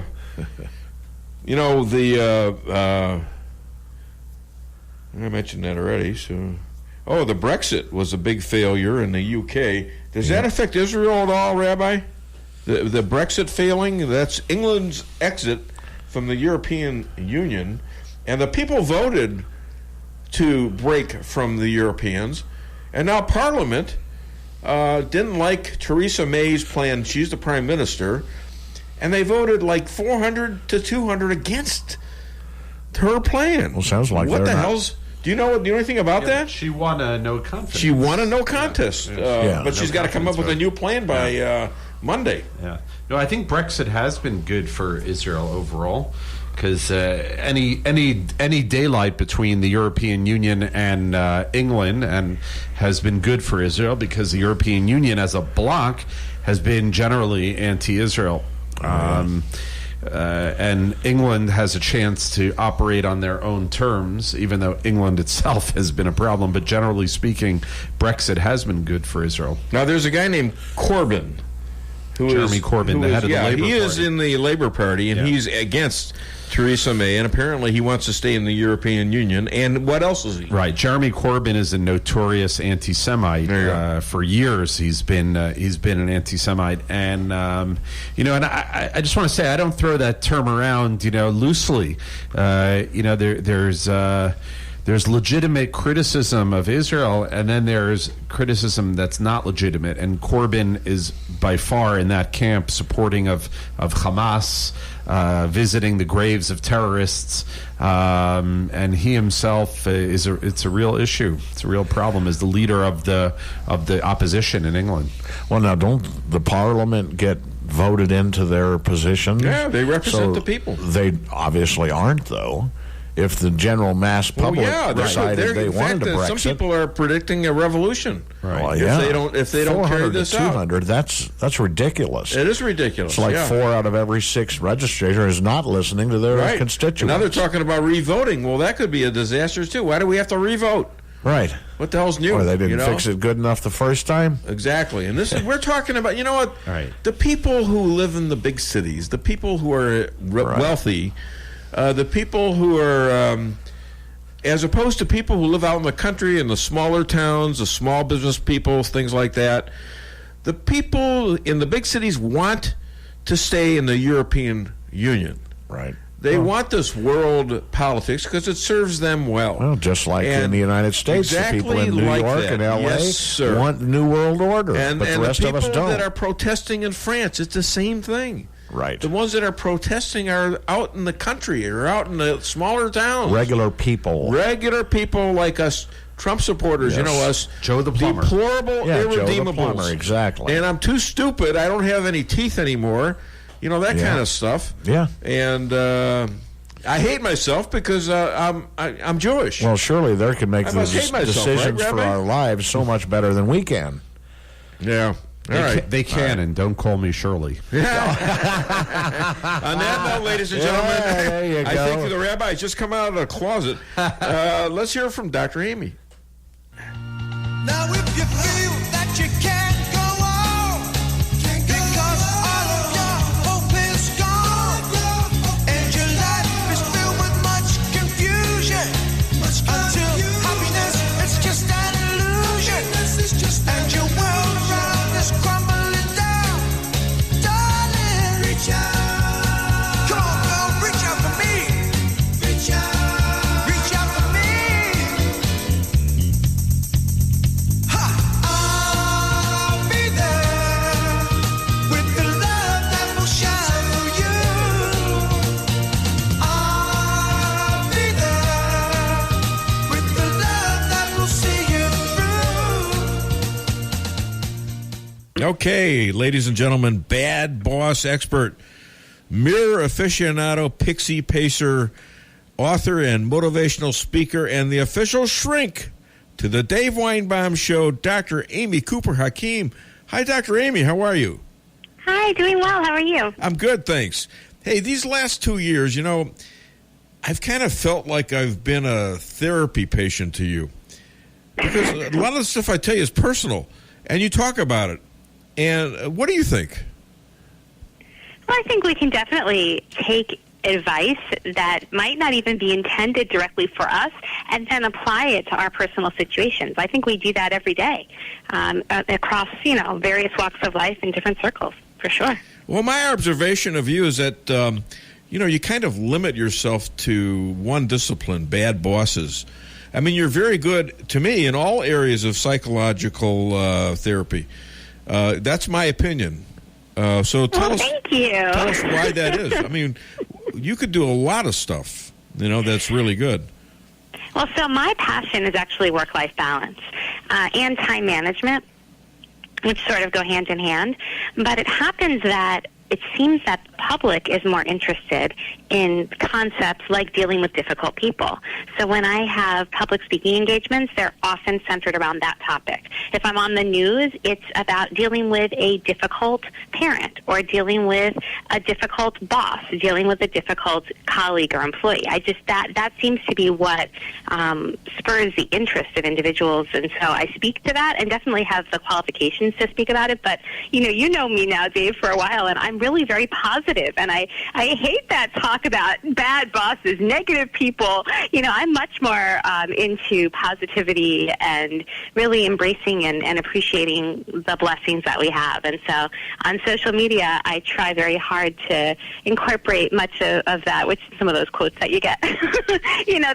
They're based more so on my true philosophy in life, which is to really just be grateful and be resilient and bounce back and appreciate even the things that might be tough and recognize that they're important lessons. You ought to. Here's some advice. You ought to collect up some of your quotes, put them on a piece of paper, and send them to Forbes, Reader's Digest, places like that, and see if you can get self-published.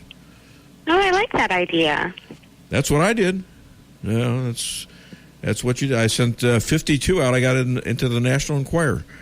And then I started getting into Reader's Digest and Forbes and places like that. But I think you can do that, and your words will go down. Believe me, if you get in Reader's Digest, your words will become forever until there is no more civilization. People will be reading your words. Seriously. Who said we may forget what someone said, but we'll never forget how they made us feel? Well, I definitely wrote that. I think that it is an adaptation, I want to say, maybe from Maya Angelou. Oh, okay. All right. I think so. I have to check on that. A boss of mine once was known for telling us that over and over again. His name is Mike. I think I've spoken about him before. I loved Mike, and he really inspired me to remember the importance of the way that my actions impacted others. And because it's really true, if you're going to forget perhaps what the person said or even the context of that dialogue, but you're not going to necessarily forget how that person made you feel. When you see them, you're going to remember that person, you had happy memories, or that person made you feel important or special despite a particular negative situation. Sometimes the way we end relationships is what lingers and what we remember, as compared to all of the beautiful good things or perhaps negative things that happen. It's sort of that final moment that sticks with us. And so I think that it's important to recognize that every action that we take has a positive or a negative reaction. You know, I agree with that. I mean, I remember way back when I was like 21 and selling life insurance in Denver, Colorado, and the guy's name was Dick Fuchs, and he was an older guy, and he was just so encouraging to me. It was like my first big job out of college. I had a couple others, and he recognized me. He wasn't a tough boss or anything like that, but he knew I wanted to do well, and he would give me tips, and he got me my own office and things like that, and he did things that encouraged me to do what I was doing. And then I found myself 50 years later at this radio station here where I had just been canceled. As you know, you're well aware of what happened, because you were the reason I got canceled, because I demanded that they let me interview you based on, or at least tell you personally why I couldn't interview you. All right, and you were actually absolutely a part of that. But I came over here, and 27 hours later, I had a deal at this, and they have been the greatest people. They'll probably dump on me tomorrow, but Steve Wheeler and his son Jesse here, who's the producer, Stan, and they all are so supportive. I've never seen anything like it, except for that one instance in Denver, Colorado, when I worked in the insurance business. You're right on that, and it's so important. And I try to do that with as a boss to other people.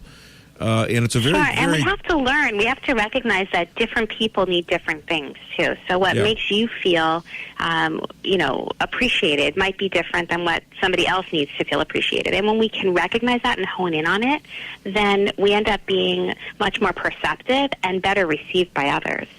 So it's really, it's not this cookie cutter approach that works for everyone. Sure. Hey, where can people find you, Dr. Amy? Well, you can find me on Twitter, LinkedIn, Facebook, and Instagram at Amy Cooper Hakim. And my book, Working with Difficult People, is everywhere books are sold. And definitely reach out if I can be of help. Hey, Dr. Amy, a boss's appearance is kind of important, isn't it? Yes. What kind of hats should CEOs wear? What kind? Supervisors. Supervisors. I get it. You got it. All right. You got it the first time. All right. Thank you so much, Dr. Amy. Hi to the old man and the kids, and have a great weekend. Thank you. You got it. Take care. Bye-bye. Bye. And the most important thing, Rabbi, is she laughs at all my jokes. Yeah. Yeah. She doesn't try to outdo me necessarily. That's because she's a Democrat. And we can't even talk about that. Man alive. I asked her, we're going to talk about we got one interview left, and that's with Deanna Lorraine, and she is really raging about this Gillette commercial and this toxic masculinity that they claim that men are, ogres, like Stan. We're all not like Stan. It's just not, it's not there. It's just not right. No, Stan's not like that. Stop it. I don't know about that. Yeah, well, Sebastian is. He's bad. Call me. What did he call me? Unseemly. Unseemly. Oh my God! I'm gonna get his butt on the show. Yeah, we somehow. need to. And who's friends with him? What's funny? What? Deanna Lorraine. She's hung out with the guy. Oh yeah, that's right. So she says next time she sees him, she's gonna whisper, you really ought to go on the Dave Weinbaum Show. That'll be funny, won't it? Yeah. Hey, you got a Sicilian moment? I feel one coming, all right? Clemson wins the national championship for football. They beat Alabama, and they beat them by like 30 points. So it wasn't even close. So Trump invites them to the White House. And a good friend of ours, Joe Alexander, who is the event coordinator for the Trump administration, who does all this stuff, including all the Trump rallies out there, and got us in to see Trump and could have gotten us in to see more of his events. We saw the one in Springfield, just terrific.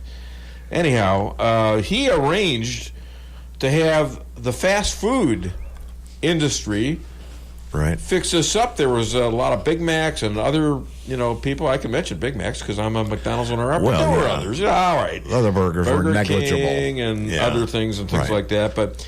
And here's the media take on this. Couple different media takes, and they're serious about this. Because Trump said we're going to have hamburgers, we're going to have them piled up a mile high. Washington Post did a fact check on this. Oh, boy. And discovered that he lied. It wasn't a mile? It was not a mile. No. Darn. And I'm serious. They're serious about this stuff. And then they said, how dare he be so cheap and petty? Oh, God. There's a lot of black players on that team that's anti-black. You believe this? Yeah, of course. Mean, this is what the liberals call fact-checking Trump. Well, it's about the only time they can do it, actually, because every other time he's factual on Twitter all the time, but they don't ever repeat any of that. God bless my daughter, Amy, and we're just starting to discuss things. We can't discuss anything political until recently. She actually made the first offer. Oh, and nice. So we've discussed things a little bit. Yeah. And she sent me stuff about this fact check. And I recognize BS when I see it. And I said, look, it's obviously BS. And I told her about one instance, and she said, well, yeah, that is kind of BS. I said, well, most of this stuff aren't lies. He may have made a mistake, or he may be actually telling the truth, and the media just calls him a liar. Right. And so I told her that, and but we're still talking. And I said, look, why don't you listen to my show? My show is about the truth, and it's about lies. And believe me, if Trump was lying, I would say so. Right. All right, so she's going to listen to the show. Hi there, welcome to the Dave Weinbaum Show. What's your name? Where are you calling from? Chris. Hey, it's just because... Wait a minute. You got to turn down your radio. How's that? That's better. I can hear you now. Where are you calling from? I'm calling from Salem. All right, go ahead. Trying to joke around, but that's because they weren't Soylent Green hamburgers. Soy burgers? We don't do that at McDonald's. No. Thank goodness. Well, thank you for your joke. You got anything else? No, but you guys have a good day. Thanks. You too, Chris. Appreciate it. Have a great weekend. All right. You want to call the show and be a star like Chris, 573-364-4433. And, we're going to have a little Sicilian moment now. A little Sicilian moment. Did you hear about the fruit strip joint? The oranges and bananas peeled themselves. Forget about it. I think that was at the Bada Bing in The Sopranos. Had a fruit strip joint, Forget about it. All right. We got a caller. Yes. Okay. So Stan is playing with the phones. Okay. It's over. Hold on. There you go. Stan is having to work his butt off today. Well, is that caller online? I don't know. Hi there. Welcome to the Dave Weinbaum Show. What's your name? Where are you calling from? Bill. Phil. Salem. Bill from Salem. Bill, How you doing, man? Bill. No, wait a minute. It's not Bill. It's Bill from Salem. Okay, what's up, Bill? Two quick notes. That Sheriff Israel. Yeah. He is fighting his firing. Well, that's a shocker. Well, yeah. I mean, I don't know. I'd be so embarrassed. I wouldn't do it. But the other funny thing you would hide you would leave the country. You'd be so embarrassed, and he ought to be. Well, you know, if he was honorable in Japanese, we know what he should do. Well, yeah. But sort of that. The other funny thing is this: they're making a big to-do about the fast food thing. What they forget to mention is that there's this intern back in the Bill Clinton days that was bringing in pizzas during that shutdown. I think she brought in something more than pizzas, didn't she? Well, that was her excuse to get into the room. Oh, yeah. Well, Bill, Bill, I can't believe he must have really protested a lot that she would get in there. You know, and I hate to say this joke on air. Yeah, actually, I don't, because the rabbi's here. No. But you know what? Say what you want to about President Clinton, but he remains special as a president in this area. He's the only American president to get a Jewish girl to eat pork. Oh,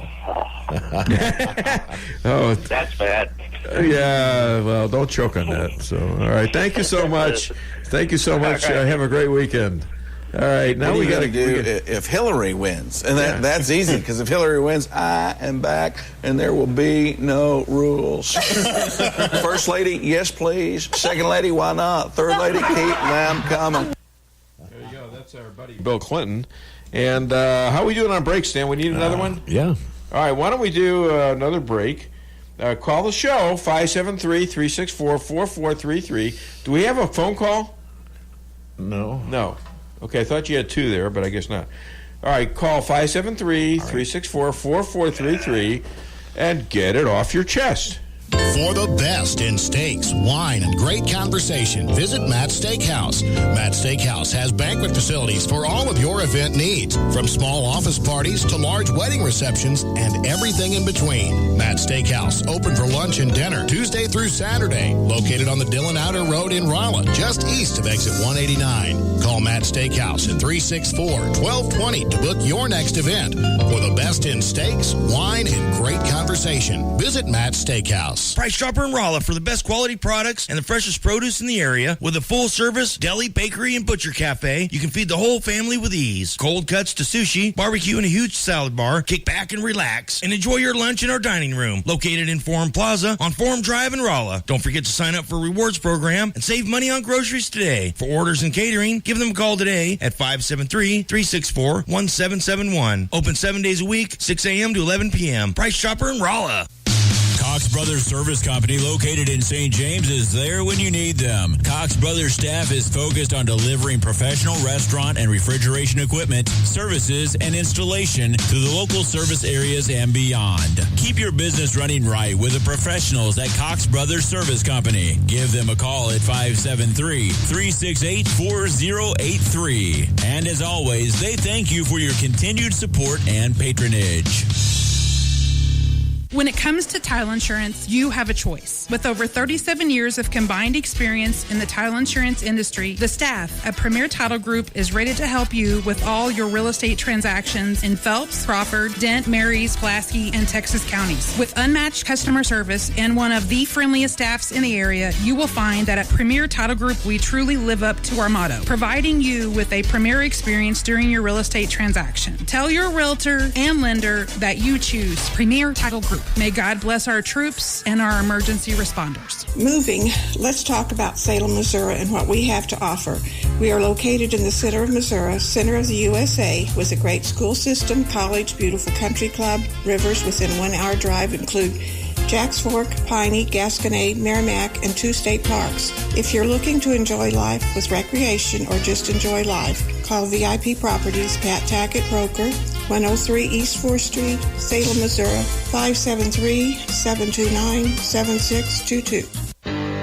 Follow me at DaveWeinbaum.net, at The Dave Weinbaum on Twitter, and streaming live on the Dave Weinbaum Show Facebook page. If she were on the other foot, if you had done this to her, if a conservative had done this to a liberal, what would be the reaction? It would be calls for firing. They would be pressuring advertisers. The machine on the left would have gone into full-blown action. They would have demanded that I be thrown off Fox, that I be thrown off Sirius XM Patriot, that I be out of the media and out of the world. And that's a problem, because even though I don't agree with her, I invited her back. I want to have the debate, because the debate lets us expose the ideas and let people decide for themselves. Like I said, our skin's an organ, right? It doesn't think. It doesn't formulate ideas. It just says, this is the result of your parentage. So if we're on the, if the shoe were on the other foot is what they're saying. If a white person were challenging a black person that was interviewing him with something about blacks and not getting something because you're black and you don't understand this, all hell would break loose. Yep. Why don't people understand that this is just as bad, just as inaccurate as the prejudice against blacks? Your skin is an organ. It doesn't make you a conservative or a liberal. It's your ideas that do. That's something between your ears. It's not your skin. Right. Anybody disagree with this? Call the show, 573-364-4433. And that's why I wanted to emphasize this thing, because it really happened. It was reality. And by the way, we had a caller before. Did she give her name? I didn't understand it because I was playing you with all want to call back, call 573-364-4433. We didn't mean to cut you off, if we in fact did. But call back. We're fine, Anyways, right now we're going to hear from Deanna Lorraine. Actually, something else first. Oh, wait a minute. Wait a minute. We got something else. This. We will do what has never been done. Scan the household pet's mind to translate his thoughts into words. Now, the subject today will be my own dog, Max. Max, speak. Woof. Woof. Hi, I'm Max. It's me, Max. I like Park and Leash. And I like Trump. He's my man. Donald Trump is our president. He carried the Electoral College fair and square. This can't be right. Did you know your dog likes Trump? He doesn't. I absolutely do. I know Trump has issues, but one big change is better than business as usual. The Dow was up 2,700 points since he was elected. What's not to like? I'm sorry, but you're just a dog. You don't know what you're talking about. Excuse me, Helen, but yes, I do.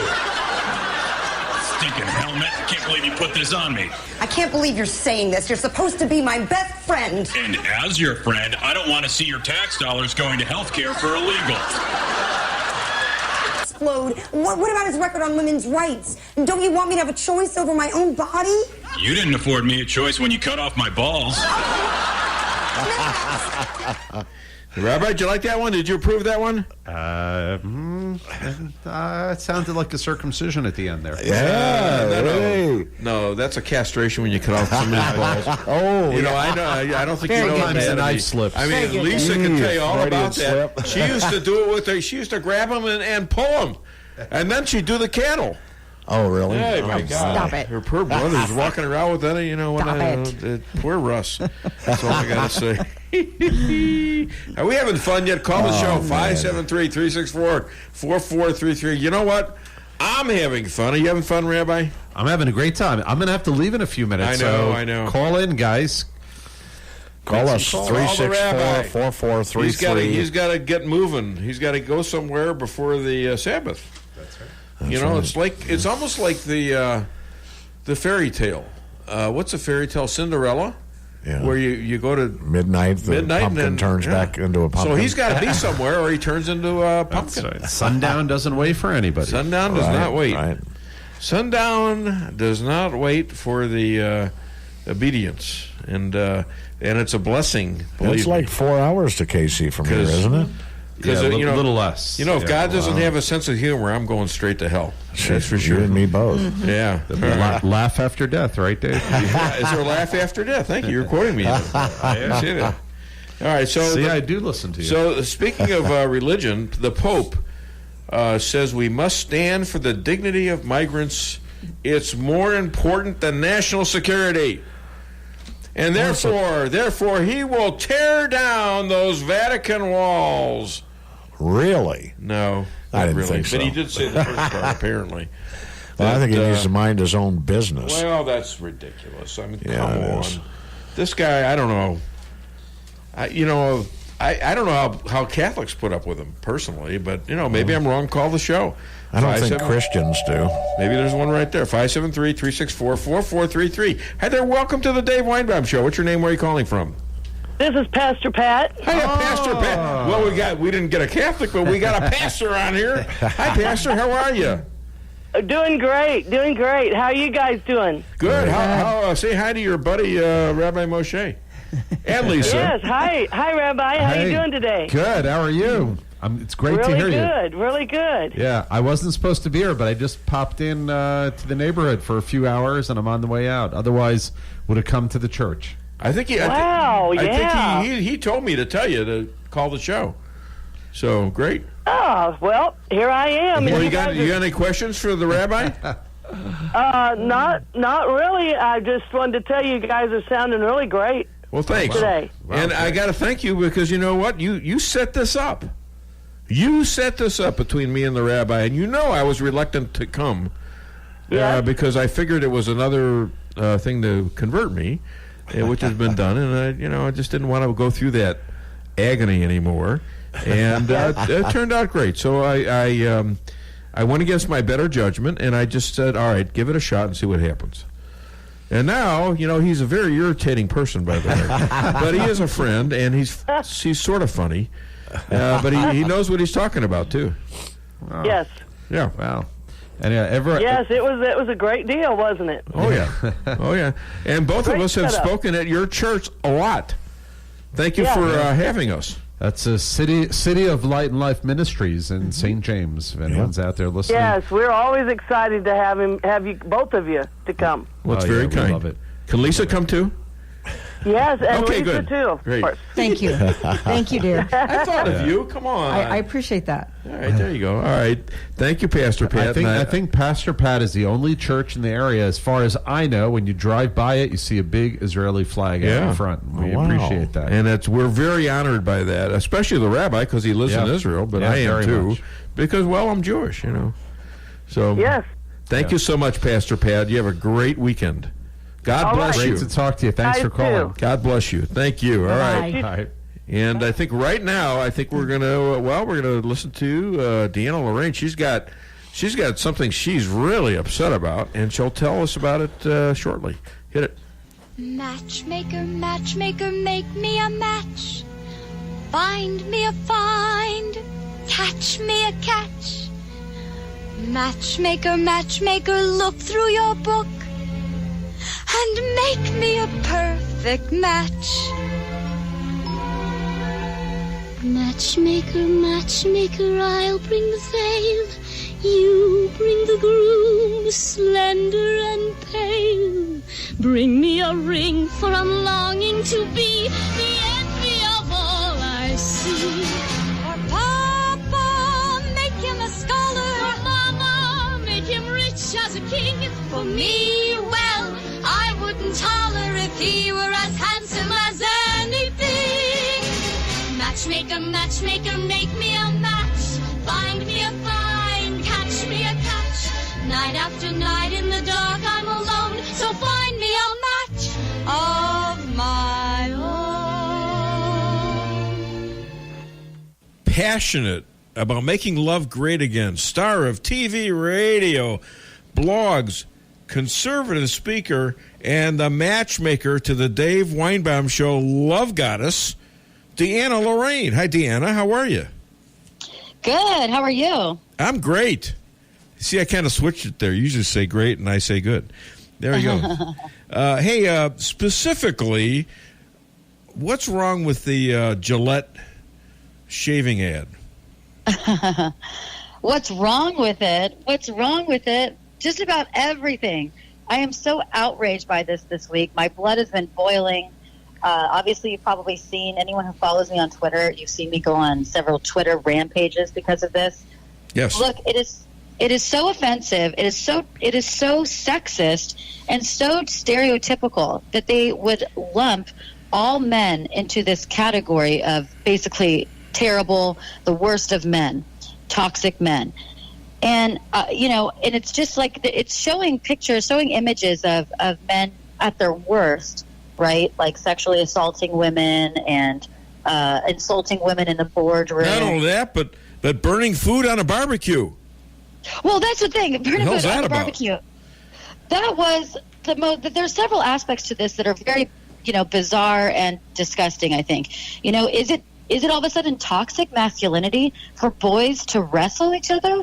Is it toxic masculinity for men to barbecue now? What's wrong with barbecuing? All of a sudden they're lumping this into this category, this made-up category called toxic masculinity. I'm sorry, I love when men barbecue me a steak. And then there's an image of one of him, this girl walking down the street who he thinks is pretty, and he is about to go talk to her. Mm-hmm. And then if we have a man stopping him saying, "No, bro, that's not okay." Why not? What is wrong with talking to a woman? For a man to just check out pretty girls and talk to them. That is the whole point of the mating and attraction game. Right? I thought that's what we were made for. To be if we're not attracted to each other, then how do we reproduce? Exactly, Dave.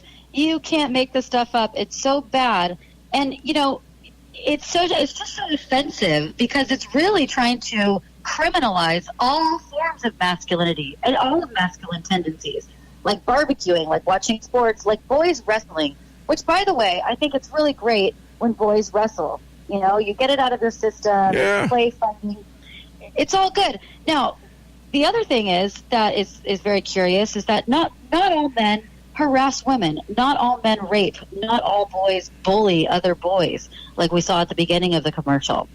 And they make it out like all men do these things. So it's just so disgusting and so offensive.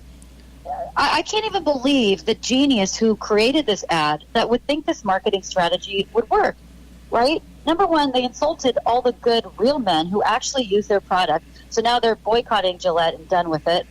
Number two, feminist liberal women don't shave. We know that. And soy boys wax. So this is about their only market, except for women who do shave, is, men. Okay. Right. They're pissing on. It's not a very smart strategy to insult your entire demographic of customers. And what Dollar Shave has done is said, hey, welcome to the club. I love that. Isn't that and something? If they were really smart, they would create an ad right now this week of the most masculine men, shaving and doing masculine things like barbecuing a steak and wrestling and, UFC stuff. If they were smart, they would really capitalize on this and say it's okay to be a man. Well, Jesse, the producer, just had a brainstorm. He said, hashtag let it grow. Oh, that's great. Hashtag let it grow. Yeah, why don't you go ahead and use that? Look at he's so proud. Isn't that cute? Hashtag it's okay to be a man. Now, the other part of this that it's, excuse me if I'm going off on his, but I've been a little heated this week. The other part of this ad that really pisses me off is that, look, are women not toxic ever? Do women never bully people? Do women never harass people, mistreat people? I'm waiting for a Venus ad displaying the worst of women and conveying how terrible they are and telling them they need to do better and work harder in order to be good women. When we're going to see those ads shaping and shaming women? Never. Right? You're never going to see that. No. I'll wait because I'll wait till I'm 90. They won't put those ads out. It's always one-sided. It's always shaming the man. It's never shaming the woman. Women are somehow perfect in this society, and men are always toxic. And by the way, women can be way more toxic. At least boys wrestle or they get in a fight and they duke it out. They tell it to your face.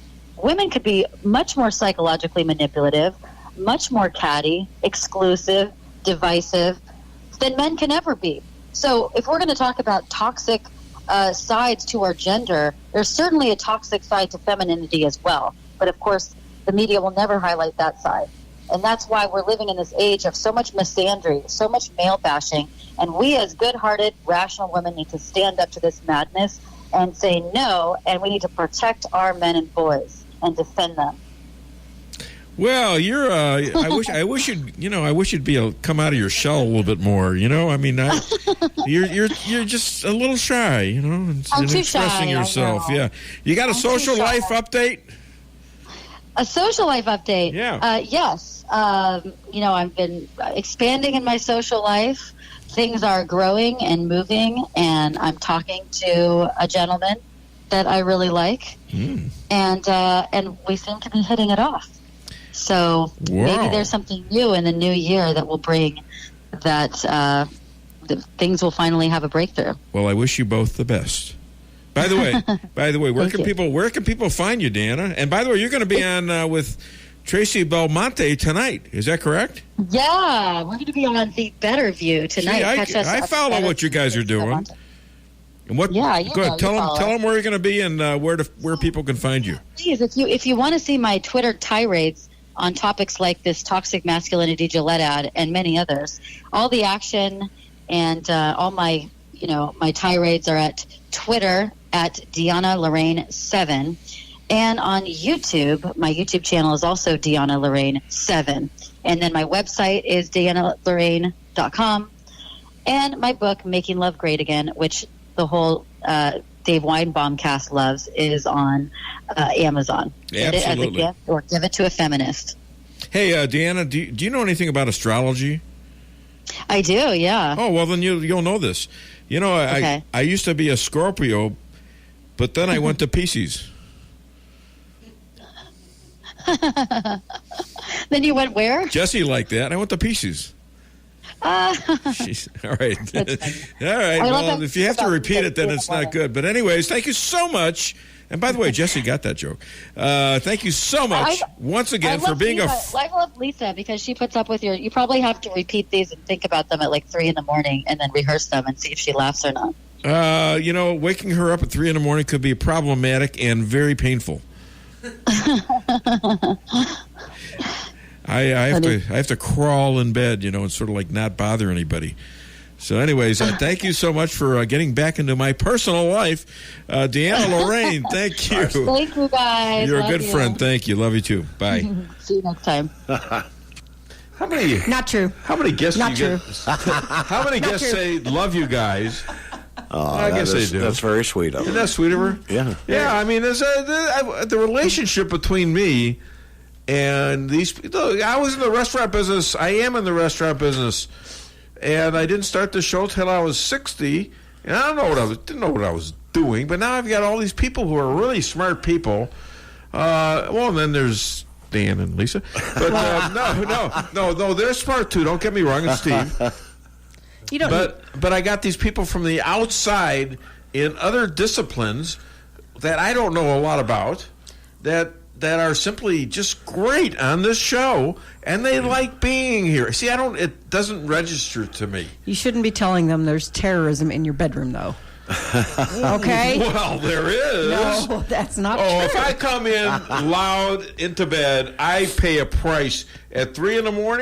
No, you don't. And I usually come to bed on time lately, That's only when you put your icicle limbs up against me. Oh, yeah. Well, that's what you're there for. Come on. Well, it's one of the reasons. Who isn't there to get warmed up by their significant other, huh? Call the show, 573-364-4433. And by the way, The rabbi has left the building. Yes, he has. Stan, why did you insult him like that? Well, you know. Oh, come on. You were better than that. No, he didn't leave in a huff. He just left in a car. And so he's on his way somewhere, and he's got to be there by Sabbath, and it's about a 4-hour drive, so he's a little concerned about the weather. Oh, I bet. And, hey, let's do extra number 1, because I think you want to listen to this, guys. Hit it. I'm sort of kneeling. Don't hurt yourself. Lisa Strasser? Yes, dear. Will you marry me? Are you serious? Yes. Oh, my God. Yes. David. Oh, my God. Yes, David. I had to peek my head in the door for this. All right. You heard it, America. You're all witness to this madness. Oh, my God. Oh, my gosh. You weren't expecting that, were you? Good job. Good job. Oh, honey. All right, listen to me. It'll get fixed, all right? I really did not have time. Come here. Come here. Don't pull up. Aw. You know, anybody can put up with me for 5 years. Actually, and before that, when she used to work for me when she was a teenager, deserves that, and I love you, and I hope we spend the rest of our lives together happily. All right? Oh, she's wow. I'm speechless. I know. Thank you. I know you're happy about that. Found a way, to get her speechless. All right. But that's not going to happen every day. So, all right. All right, enough of that. Jesse, you got pictures? Hold on. Give him a big hand. All right. Yeah. There we go. All on KKID 92.9. We set history here. History. All right, so that should stop a lot of kvetching even for the next couple of weeks now. There you go. She didn't know that was coming today, did you? No, I did not. And she was happy, too. She's laughing, and she's like, woo, she's blushing and all that stuff. See, I got to do this every couple of months just to keep her happy. Well, there you go. I'm not easy to live with. I think it's more a reminder for you, though. But I can live with this caller. Hi there. Well, what does that mean? I don't know what that means. I can live with the caller being on the phone. All right, hi there. Welcome to the Dave Weinbaum Show. What's your name? Where are you calling from? Can you hear me okay? I can. Yes, say something. What's your name? Okay. Today it's Martin from Edgar Springs. Hey, I know you. Okay, what's going on, my man? Well, I was sort of curious about this whole mess. I had said something to you a couple weeks ago about how that he was thinking, the president, about probably privatizing our influence over there in Syria, so it takes away the rules of engagement. All the millions of dollars it takes to have a small force of U.S. soldiers over there, it's just insane. And one of the names of those companies is Blackwater. Yeah. That was one of the first mercenary groups that was used basically for, when they had convoys and things like that, they would hire them to be security for them. It was cheaper than having our own soldiers doing it. Okay. And they were also used. Well, the reason I'm bringing this up is because as we pull these men out and materials out of different areas, we got to realize something, and that is there are way too many other countries involved in this mess for us to be thinking that we're going to hang on to anything. And India has a problem with Afghanistan. The Pakistanis are involved with it, the Russians, even the Iranians. And until we get some clairvoyant ideas as to how to handle this, we're just sending men and women over there to die. And we're not gaining any ground. And now the Afghanistans look at us as though they know we're not the answer. And so they're not going to extend themselves out to perhaps be taken out when we leave. So I just wanted to say that I'm thankful the president values the lives of our soldiers more than he does a bunch of neocons up there and big companies that make money off of these efforts to put these men over there. Well, it's a very interesting point of view, and I agree with most of it. However, we can never let it get to the point to where we have people coming over from Saudi Arabia, Afghanistan, who are planning this kind of stuff in place in their countries. We can never allow them to come over here and do what they did on 9/11. Would you agree with that? Well, Absolutely. The problem is we had an administration before the one where it happened, where it was just basically anyone that wanted to come in with money came in. And you can't run a country that way. Okay. You can tighten the borders, and that's what he's trying to do. Well, that's you exactly. never get rid of all of it. You're exactly right, but I don't know. Even these guys could have. These guys snuck in, I think, and Well, they were on visas. They were on visas. They Yeah, were on visas. Yes, from Saudi visas, Arabia. and they were even taking. Visas. They were taking flying lessons. Right. All right. So But they weren't taking flying. I They don't. weren't taking flying lessons to land. They were only taking Right. flying lessons how to fly it in the air. Gee, if somebody That's was what had that kind of intelligence, do you think they might have told somebody?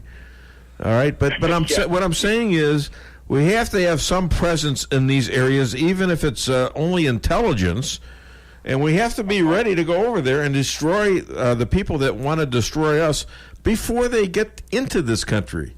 And who knows how many of them are in here right now? Right. You know, is my point. You found where they found prayer rugs on the border. I don't care if you label it neocon, but we got to stop. If we're going to fight these people, better in Beirut or Baghdad than Boston. Well, Boston, I'm not crazy about them. Well, no, I am because they have the Celtics. Well, Can I say one last thing about that? Yeah. Your operative word, very important, is fight them. Yeah. We have to be willing to cross that border into Pakistan and take out these guys when they play hide and go seek. And we have to be make the Pakistanis pay a price for what they're doing right now. He doesn't have that power and that authority. Well, where was Bin Laden? Where was he found? In what country? Oh, he was definitely in Afghanistan. I But, think. Wasn't Bin he Laden, found in Pakistan? he was in Pakistan. I'm sorry. Yeah. I was thinking where he was when 9/11 happened. Right. And then he hid. But see, Right. that's just it. We did that once. But, boy, I'll tell you what. We got a lot of quote-unquote grief over it from the Pakistanis and others. Who cares? So we got to be willing. Yeah, we got to be willing to do what. Who the hell cares? You're gonna stand there and tell us you're going to aid and abet people that murder 3,000 Americans, and they're upset because we retaliate against the actual murderers, and they're upset. Who cares? Yeah. You know. Well, if they have your attitude, stop doing it. Stop doing that kind of stuff. All right, thanks a lot. I appreciate the phone call, Martin. Very good again, call. as always, very Thank you. good. All right, and I think we ought to do. Let's see. Let's do the break. Let's do Seinfeld. I thought we had a break. We have one break left. We have one break left. Okay, Yes, we'll we do a do. break then. I get mixed up. Yeah. All right, we're going to do a break. Call the show, 573-364-4433. Get it off your chest. When it comes to making travel plans, Trips and More Travel Agency of Rolla has skilled agents to help you plan that perfect getaway. With over 27 years of combined experience, the agents are dedicated to providing you the highest quality of customer service, specializing in custom travel, family vacation, and destination weddings. Trips and More can make your vacation unique and fun. Stop in today at 116 West 8th Street in Rolla or call 341-3300. That's 341-3300. The Akar Real Estate sign in the yard is your first step to sold. Whether buying or selling, put the best team of realtors to work for you. Akar Real Estate is the top-selling real estate agency in 4 counties. They work diligently to make your real estate transactions happen. Independently owned and operated for over 12 years by Delek Akar, broker-owner. When you want results that move you, call the professionals at Akar Real Estate at 368-SELL. That's Akar Real Estate at 368-7355. Sales results obtained from Maris Incorporated. Welcome to the greatest rock and roll show on earth. Tonight's feature is Melrose Asphalt and Quarry, featuring their greatest hits, guaranteed low prices, guaranteed work, and their #1 hit, locally owned and operated. So call and get your tickets to the greatest rock and roll show on earth. Melrose Asphalt and Quarry, 364-9101. That's 364-9101. Melrose Asphalt is a local business and not an actual rock band. Reality check number 44. You can spend money everywhere. Why can't you bank everywhere? At Town & Country Bank, we have a solution for that. Town & Country may be a hometown bank, but our banking is state-of-the-art. We have dozens of ATMs across the area. Plus, you can bank anytime, anywhere, online or on your phone. You can even deposit checks from your phone. Pretty cool, huh? Town & Country Bank. Smart, friendly solutions. Member FDIC. Does your trip to the dentist office sound like this? If so, it's time to come see the friendly staff at Forum Dental, where they make dentistry simple and fun. Forum Dental is committed to patient satisfaction and high-quality dental care. So come to Forum Dental, where they do it all, from teeth cleaning and whitening to bridges and crowns and so much more. At Forum Dental, they make every dental experience a pleasant one. Forum Dental, working together to be better. Visit their website at forumdental.com. Imagine if you could get your McDonald's favorites for only a few dollars. Wouldn't that be great? Jen? You just hand over $1 and bam, you're eating a delicious cheeseburger. You can do that. On McDonald's $1, $2, $3 menu, you can get a cheeseburger for just $1. You can even get 6-piece chicken McNuggets made with all white meat for $2. Jen, what you doing? Get in, Joe. There's a 6-piece chicken McNuggets with my name on it. Dreams really do come true. Prices and participation may vary. Cannot be combined with any other offer or combo meal. Tax extra. Follow me at daveweinbaum.net, at The Dave Weinbaum on Twitter, and streaming live on the Dave Weinbaum Show Facebook page. Policy differences are now criminal offenses. Today on CNN, professional dumb person Max Boot listed 18 reasons that the president may be a Russian spy. If you looked at the reasons, a lot of them turned out to be political positions that Boot just doesn't agree with. Firing Jim Comey, pulling out of Syria, criticizing the European Union. And this is our favorite one. We're quoting, supporting populists. So the Permanent War Caucus in Washington has succeeded in criminalizing dissent from their agenda. That's what this is. And by the way, if it were happening in a less developed country, we'd know exactly what to call it. It's an attempted coup. A political leader gets elected on a platform that law enforcement agencies don't like. So those agencies try to put him in jail. All right, we're back on the show. And Stan is going to set up a little thing. Look at it, he's very quick. Either that or he anticipated. I anticipated. He's got ESPN. I mean ESP, I'm sorry. All right, hit it. I am for open immigration, but that sign we have in the front of the Statue of Liberty, give us your tired, your poor, your huddled masses. Can't we just say, hey, the door's open, we'll take whoever you got? Do we have to specify the wretched refuse? I mean, why don't we just say, give us the unhappy, the sad, the slow, the ugly, people that can't drive, if they have trouble merging, if they can't stay in their lane, if they don't signal, can't parallel park, if they're sneezing, if they're stuffed up, if they're clogs, if they have bad penmanship, don't return calls, if they have dandruff, food between their teeth, if they have bad credit, if they have no credit, Mr. Spot Shaving. In other words, any dysfunctional, defective slob that you can somehow cattle prod onto a wagon, send them over, we want it. I wonder if he'd do that today. I don't know. No. You know, we were watching, Lisa was watching Seinfeld. She watches every Seinfeld show, and it's like 10, 15 times each she is psychotic about watching Seinfeld. Thank you. All right. Well, you are. You got to. I like the term psychotic. And you saw he had this encounter with a gay guy. They're eating like lunch or drinking champagne, something out in the street and on a table. Mm-hmm. And some other guy comes and starts hitting on the guy he's with. Mm-hmm. And Seinfeld isn't. He's not gay, but the other guy is. And Seinfeld says, "What are you doing?" He says, "What do you mean? I'm just talking to him." And so Seinfeld says, "Yeah, but he's sitting here with me, drinking champagne coolies." And do you think there might be something between us? He says, "Well, I don't know. I'm just, And he's got this gay all screwed up.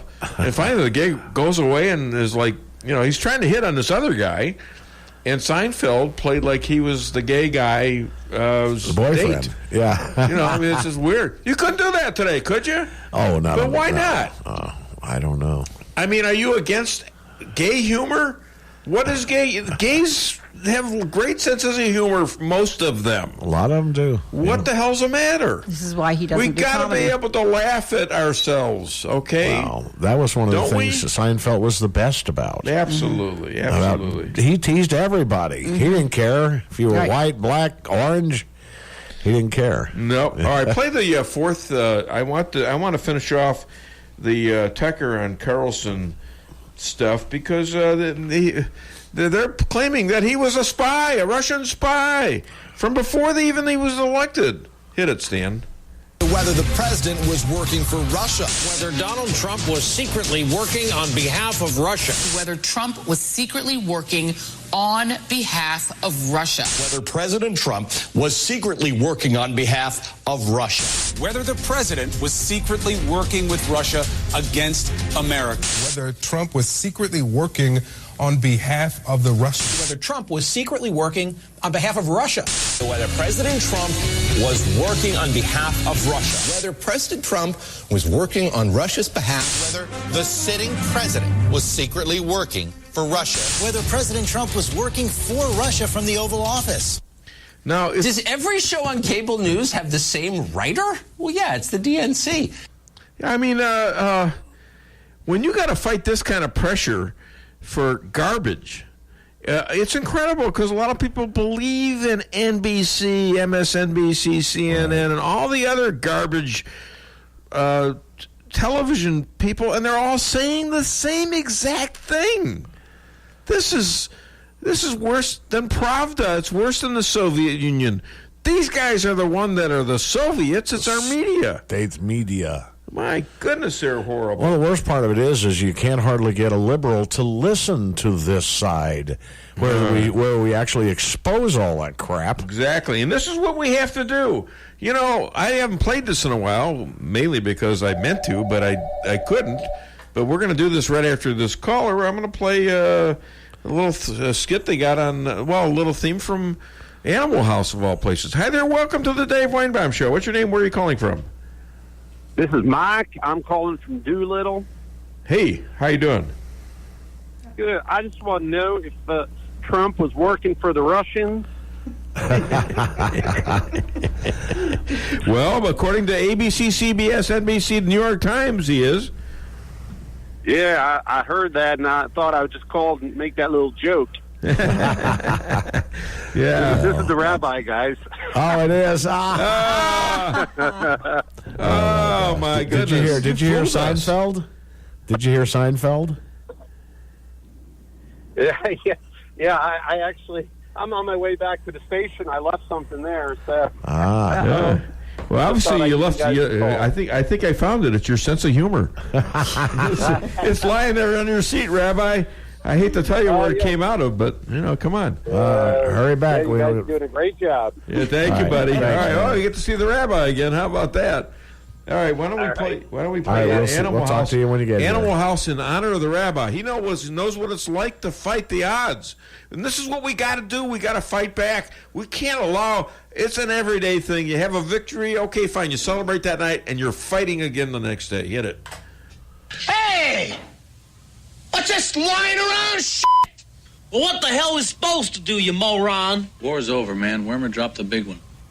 What? Over? Did you say over? Nothing is over until we decide it is. Was it over when the Germans bombed Pearl Harbor? Hell no! Germans?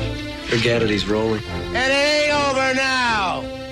Because when the going gets tough,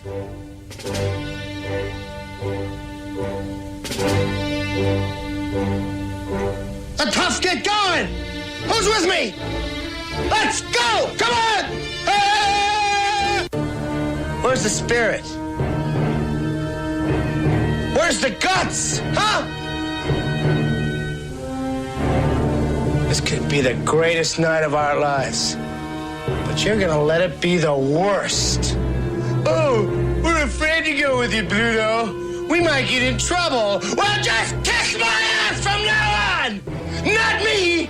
I'm not gonna take this! Wormer, he's a dead man! Marmalade, dead! Niedermeyer, dead! Pluto's right. Psychotic, but absolutely right. We gotta take these bastards. Now, we could fight them with conventional weapons. That could take years and cost millions of lives. No, in this case, I think we have to go all out. I think this situation absolutely requires a really futile and stupid gesture be done on somebody's part, we're just the guys to do it.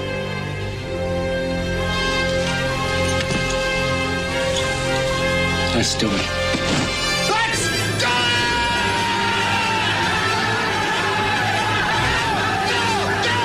Song coming? There it is. Yeah. Hey, there it is. Yeah, you got my song coming?